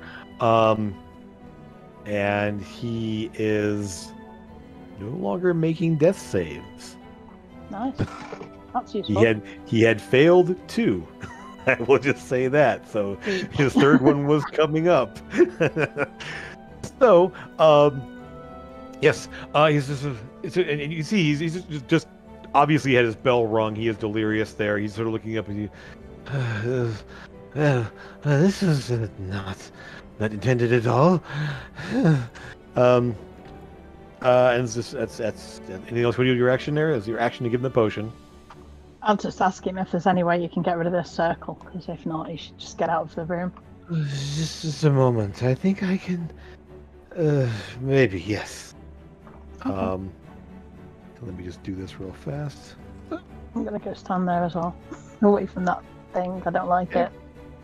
Sora, you are up. You see the 2 individuals that were on the ground both seem to be somewhat conscious. They are moving slightly and talking. This field is still shimmering in front of you.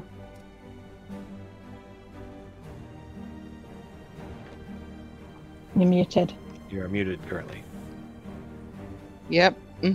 Thanks, guys. So I'm gonna run up on this guy that Amethyst brought back. I know that he's still kind of groggy, you said, but I'm gonna look very angry at him and tell him to turn that off. I've just asked him if he can. He looks up at you. Wow. It's the wrong color for this place. Yeah, So, turn it off.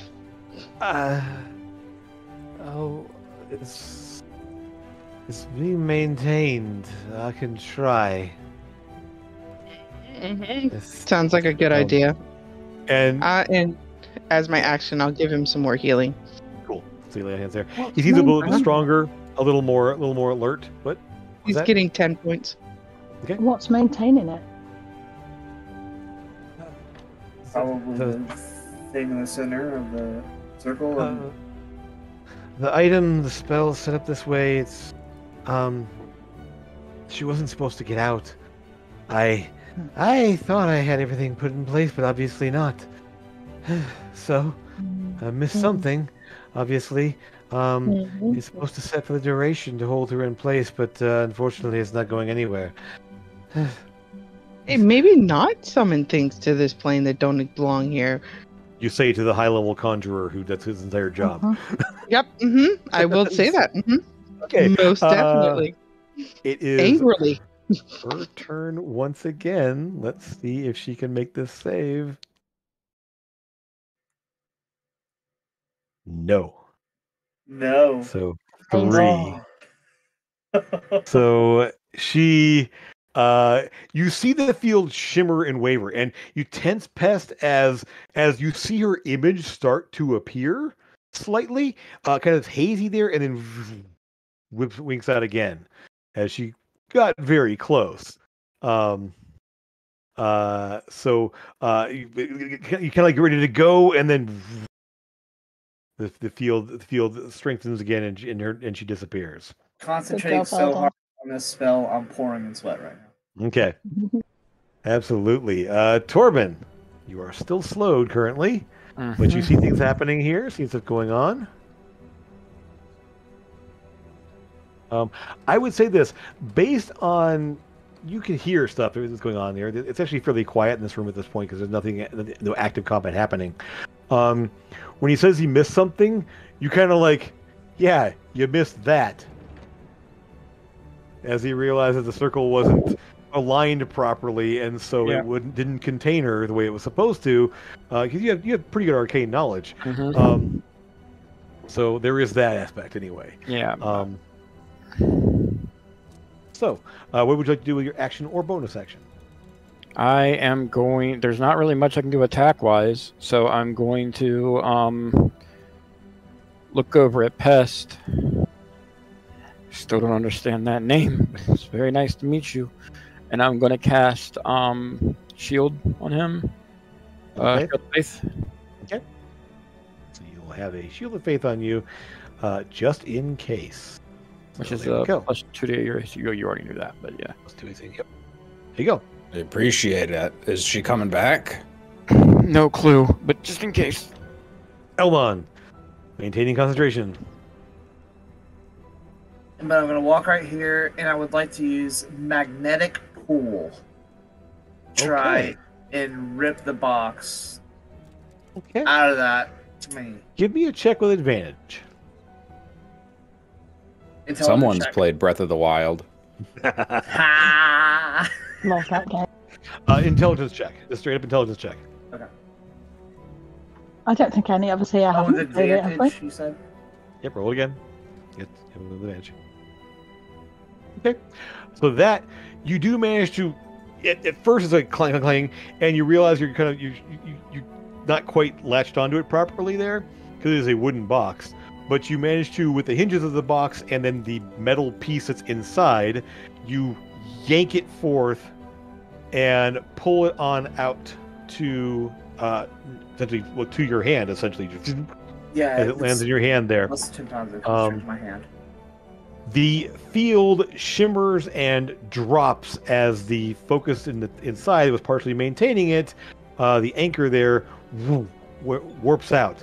Unfortunately, your banishment is still shimmering in place. The circle is gone that brought her here, but the fact that she's here is still happening. I'll maintain concentration. Okay, all right, Lucas, you're up.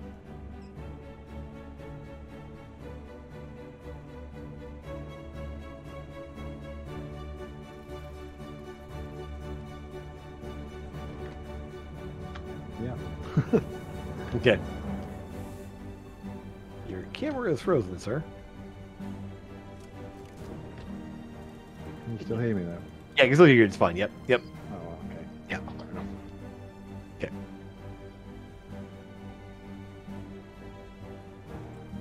I'll cast Bless on myself, Pest and Sora. Okay. All right. You guys feel blessed. We'll go ahead and mark you guys. So red dot meaning you're blessed, and Sora meaning you're blessed. Okay. All right. The stone golems just take a position, stay there. Pest, you're maintaining. You're ready to attack. As I saw should- her shimmer in the air, I probably would have swung preemptively and then just whiffed completely as she disappeared again, but I will re-ready my multi-attack. Okay. Right. Yep. So you're getting ready to go there. All right. He will step up as he starts to like kind of get to his feet and look over to the circle and is like, "Oh, see, it's fine. It's fine."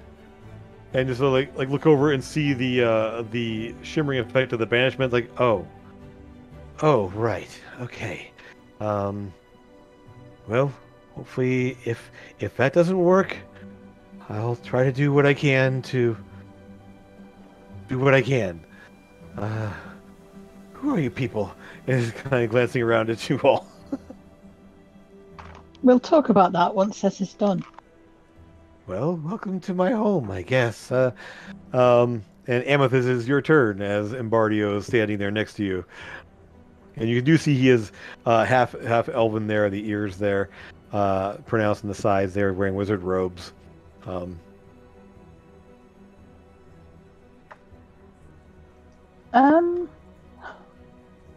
mean, other than waiting to see if that thing comes back, there's not really very much what we can do. So, Okay. I'll just.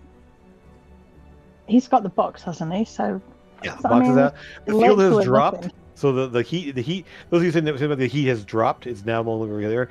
The base circle, sort of like, is the one that's etched into the floor there. As the box leaves it, the top circle, the one glowing circle above it, winks out, and then the circle etched in the floor fades to just sort of a blood red coloring of etched stone in the floor. Right. Does it look like that can be erased in any way? It's like etched into the floor there, so it's essentially, yeah. So it's no longer active though. There's no active effect from it. It seems like it's sort of the baseline of a summoning circle.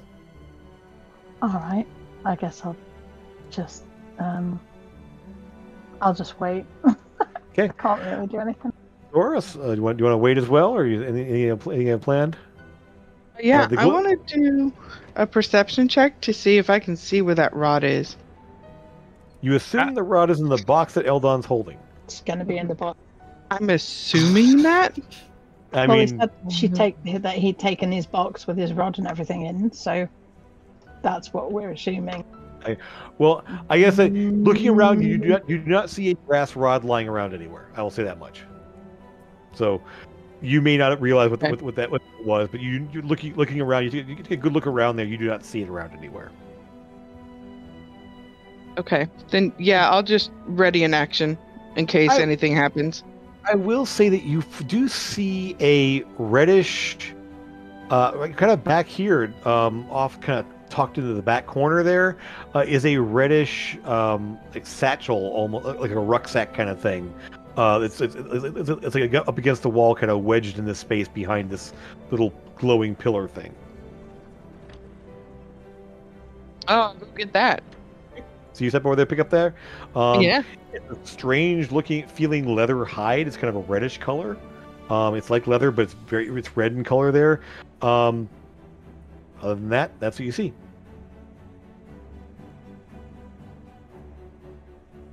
Shifty at Lucas. We will another try for. Anything else you want to do? I can move, right? Yes, you can.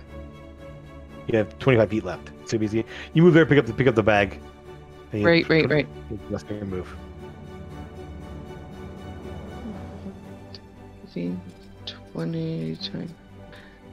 Okay, I'm there. Camera's working now, by the way. Okay. All right. Let's see. Okay. There we go. And I will say, actually, we're going to do this one more time here.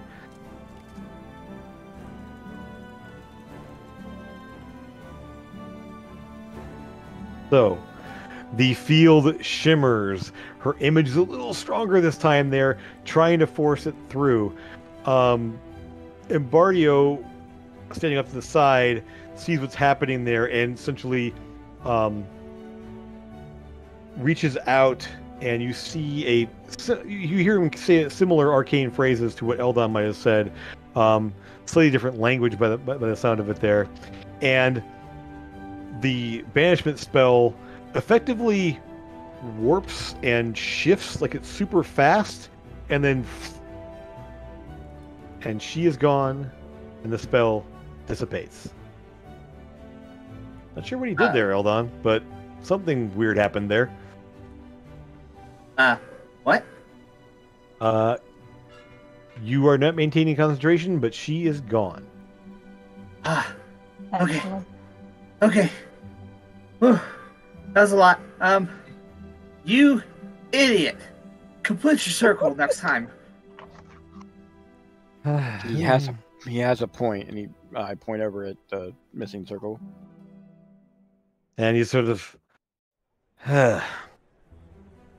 do it 100 times, and one time you leave one note out, and suddenly you have an angry Efreet trying to take your face off. Just wonderful. 60% of the time it works every time. Right. He looks over at you, Torben, as you're saying that in slow motion. 60% of the time. I forgot that's how I sounded too. That makes it even worse. And he just sort of like looks at you and kind of cocks his head, and it's like he kind of waves his hand, and you feel yourself moving normal speed again. Sure that never happens to me again. Pest. now that you're kind of like not focusing on this glimmering space, it's no longer giving in front of you, and your weapons are out there. You will see this one over here is Bernathi. He is, I mean, dressed in like rich merchant clothes and everything else like that. And he just looks around and sees all of you, and right then. Well, what do we owe the pleasure of your rescue? We're still under contract.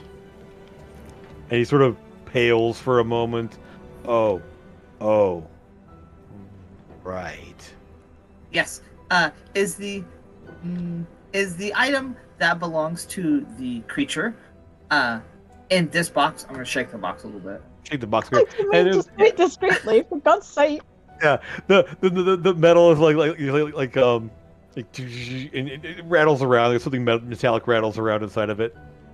I'm whispering to Eldon, right? And I'm Yeah. saying, check if the rod's in the box, and if it is, drop it into the bag of holding. We don't need to mention it. Let's Yeah. just leave with it. And he's just like, is that rod in here?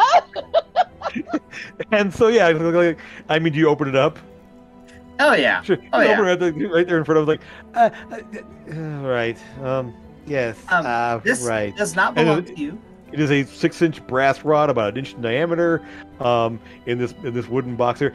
It fits in there really, really well. It does rattle a little bit because but lengthwise it's almost perfectly fit to there. But you can rattle it around inside there a bit. Yeah, it is a. Put it in my bag of holding. Sure, you just drop it in there. Sora, you will see if you open up the satchel that you have there, you will see a really interesting looking box is also inside there, but a much larger box, about the size of maybe a rectangular box about the size of a shoe box or so, 8 to 10 inches long, 6 inches on each side there, and it's covered with little weird symbols and little knobs and bits on this box that you're holding. Okay. I don't know that I would open it in front of them, but yeah. I mean, you go look at it, you don't know how to open this thing. Like, these little knobs move and this thing shifts and like, nope, no clue how to open this thing. Just close it back up and put it in my pocket. Mm-hmm. Well, it's big. I mean, it's not gonna fit in your pocket. If you put it back in the bag, Yeah, I'll put it back in the bag. Mm-hmm. and so you hold onto the bag there, and at that point, Bernard like, well, thank you ever so much for the assist. I apologize. We're for the not quite inconvenience." done yet, sir. Oh, of course. I mean, I assume. I just wanted to get the formalities of thanking you out of the way. First of all, before we get into anything more financially minded, of course. And he looks over at Bernathia and says, "You're going to pay them, aren't you?" And he's like, yeah, I'm gonna pay them. Right. And he just like smiles like big at him. So there is the question of the remainder of the being's belongings. And he sort of like panics and looks around like, it must have got thrown clear in the explosion. Sora, how well are you hiding that thing that you're holding? Or are you just I'm like holding it in your trying to- hands? No, I'm trying to not let them see me having Okay, it. so you actively Yeah. try to do that. Yes, that's fine. You're essentially where you're standing and where the guys in front of you are. He's like, it was here. It must be around somewhere. I swear it is. And he's sort of like kind of panicking, looking around. You can Mhm. It's a red bag, a satchel of some kind. It's made from it's made from strider hide. It's fireproof and very, very valuable, of course. But it must be here somewhere. Gotta look Any harder. of you seeing it? I will say telepathically. Yeah, you would have seen Amethyst pick it up. You She was saw me pick rifling it up. I through was it. right there. Oh, Yeah, Kind of behind Embardio's back there when she did it because he stepped forward. And that's yeah. Well, the door was closed when the explosion occurred, so it must be in this room somewhere. Let's get searching. Sora's got it. Don't worry. Telepathically, I will say I have it. We don't need to panic. but I just want to see what they'll do, knowing that I already have it. Let's see. We haven't been paid yet. We've been promised to be paid, and I still don't Okay. trust the dude. So So So, they. can I just have a chat about the payment? Because obviously we've just come in here, we've taken care of whatever this was, as well as doing the job that you wanted done, and also it saved your lives. So I'm assuming the payment's going to be a little bit higher than what was originally agreed. And the greediest tabaxi ever goes into work. I'm You're doing her greedy. job. I'm just saying. Life. I'm just. At least So, give me a what, help. but what I'm saying is that Embardio just looks at you and just smiles and says, "Oh, absolutely. At least double. Let's say triple." And he glances over at Bernathi, and he's just like, Love it. yes, all right, yes, fine." Hey, we've got a war to win. We've got a lot of responsibilities. This one's Okay. got, we've got a lot going on. Of course, I'm sure you are high caliber adventurers, obviously. So, let's make sure you're taken care of, won't we? And I get it. Right, sure, okay. This is why I Fine. didn't want him to know that I had the bag, because he's all shifty.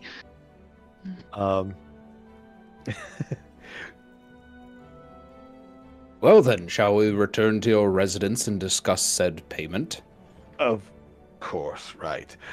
Take good care, Ronaldo. Please, next time you have something to bring to my attention there, let's discuss it a little more in depth first. Very good. And so, thank you very much again. Please feel free to contact me in the future if you ever need anything. I could maybe pull some strings for you if you need something done potentially. Maybe a little bit of bureaucratic help with the guild in some ways. We'll see. But financial assistance, of course, will be my associate's responsibility. So thank you very much. And so you essentially are able to leave.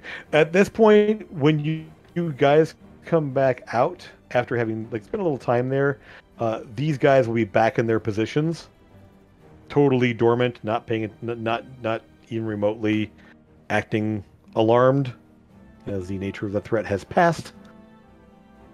And you're able to head back out onto the island with a Bernathi in tow, out to the Sable Drake, and then back down to, well, you kind of point out where the Bernathi estate is, and you can kind of hover over the estate and drop you off there before heading back to the docks. Hey, while we're talking about payment, we could probably do with a few of those statues too, right? That's a little bit above the pay scale there in terms of... We've got a skull of the, never mind. Yeah. So, let me double check one thing real fast here. I believe, did I specify? Yes. Okay. So effectively, what ends up happening is he will hand you 3,300 gold. I'm writing that down. Hands out there and just hands you. The pest control will take all of it and say, "All right, thank you. We will be splitting this according to our own agreement." Yep. Actually, with that in mind, there, he actually hands you 6,600 gold. Wonderful. There you go. There you go. Right now, just arms completely full of money bags. Yeah, just the big old. Essentially, he hands you the one, and then hands you another one after a bit of time there. So you will find then that the dragon was very happy to have his the anchor back, and he's a bit sobered up, not entirely. So thank you. As we are running out of time here, I wanted to make sure we have enough time to wrap things up here. So, the dragon will have his time of thank you for returning. And so he takes the brass rod back. You know, he looks at you, Sora. If the bag, keep the bag or whatever's inside of it. It's fine. I just want to go back home and um and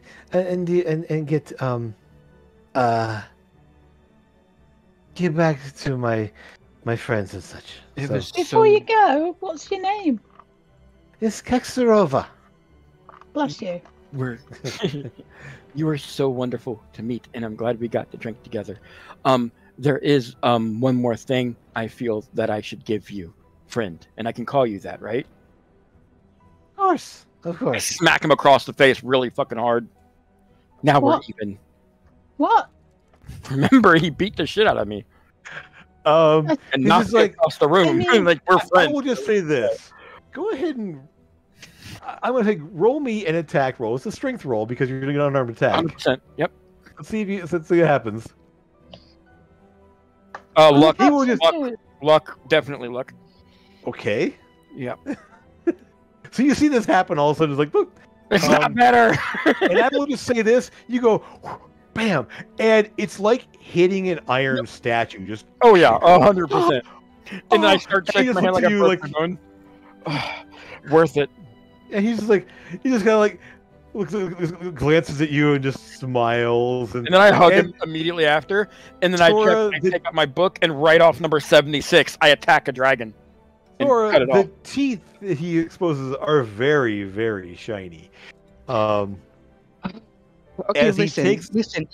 In Draconic, you'll have to excuse him. He's got this weird thing. He doesn't okay. mean anything by it. It's He's okay. mentally unhinged. And- We do apologize for talking. And he just says it in Draconic back there, it's just fine.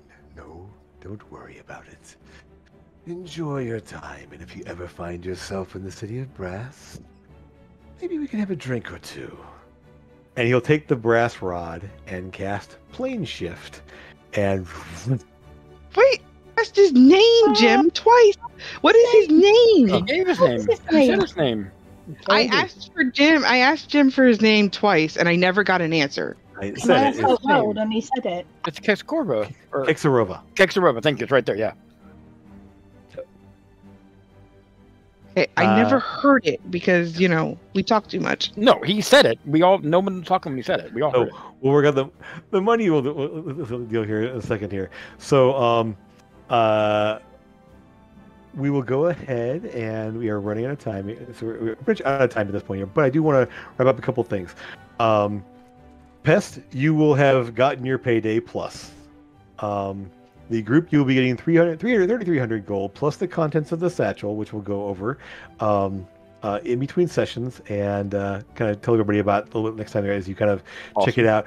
What you will find is that the satchel itself is a normal satchel, basically backpack size there. It is completely fireproof. Any of its contents are immune to fire. And inside is a very ornate puzzle box, about yay big there, that you at first glance you're just like, there's something in here. I have no idea how to open it. And then there's some odd rations of some kind of weird of a strange meat you've never seen before, and a couple of vials of a strange liquid that you're not sure what it is exactly without taking a little more time with it. Bernathi very sheepishly thanks you for the assistance and saving his life. And essentially you're able to go out and get back on your way. Pest, you have completed your task, you've completed your job. And one thing, in the time it took to do all this, and the time over the course of the day, you will compile some information for them on the whereabouts of a certain airship they've been asking about. Now, I will say that your informants didn't come back with a great amount of money, great amount of information originally, initially, other than the fact that they believe that the that the ship they're looking for is docked at Dock 8. And that some people left from the ship sometime would be, at this point it would be a little over a day ago, almost 2 days ago at this point, and went into the city. They're still looking to find out information about where they went to yet. So effectively, you can kind of give them some contact information to where they can get a follow-up a bit of information over the course of the later on in the day as more information comes in. So you guys have a initial you have a location for where the ship is located, the dock the ship is at, and you know that they went into that at least Wraith and some of his people went into the city. Well, there will be another murder, I'm sure. Maybe, maybe not. We'll see. And with that, our business is concluded. And I can honestly say it has been a pleasure working with all of you. And it's been a pleasure having you here with us. Definitely. It was a blast. Yeah. Good. That was awesome. Ended up kind of skirting around most of the combats and everything else that, which is ended up probably a good thing for our time and everything. So Banishment do that sometimes. Yes. Banishment do that. Yep. And then couldn't quite roll high enough. So that's totally fine. Good. So I do want to say thank you so much for being here. It was a pleasure having you here there. Those of you who are watching there and are watching in the future there, go check out Okayest DM. You'll see Okayest DM. We'll have a link in the video description there as well to his channel. Is there anything else you want to put it forward to people out there? Wednesday next week, I will be running a sequel to a charity stream with a bunch of other content creators, and it will be on Constructed Chaos's Twitch and YouTube's. Descriptions for all of that stuff can be found on my on the OKSDM community tab. Okay, excellent. So if you're looking for a great community to jump into, it's lots of fun people out there. Check out OKS does have a great Discord community. I'm sure there's links through your video channels as well. So please go and check it out there. It's so good having you here. Appreciate it there. As always, thank you for playing. Thank you for watching out there. And thanks for stopping by the Temple Tankard. The drinks are on us, and we can't wait to see you again. Okay? Take care, everyone. Bye.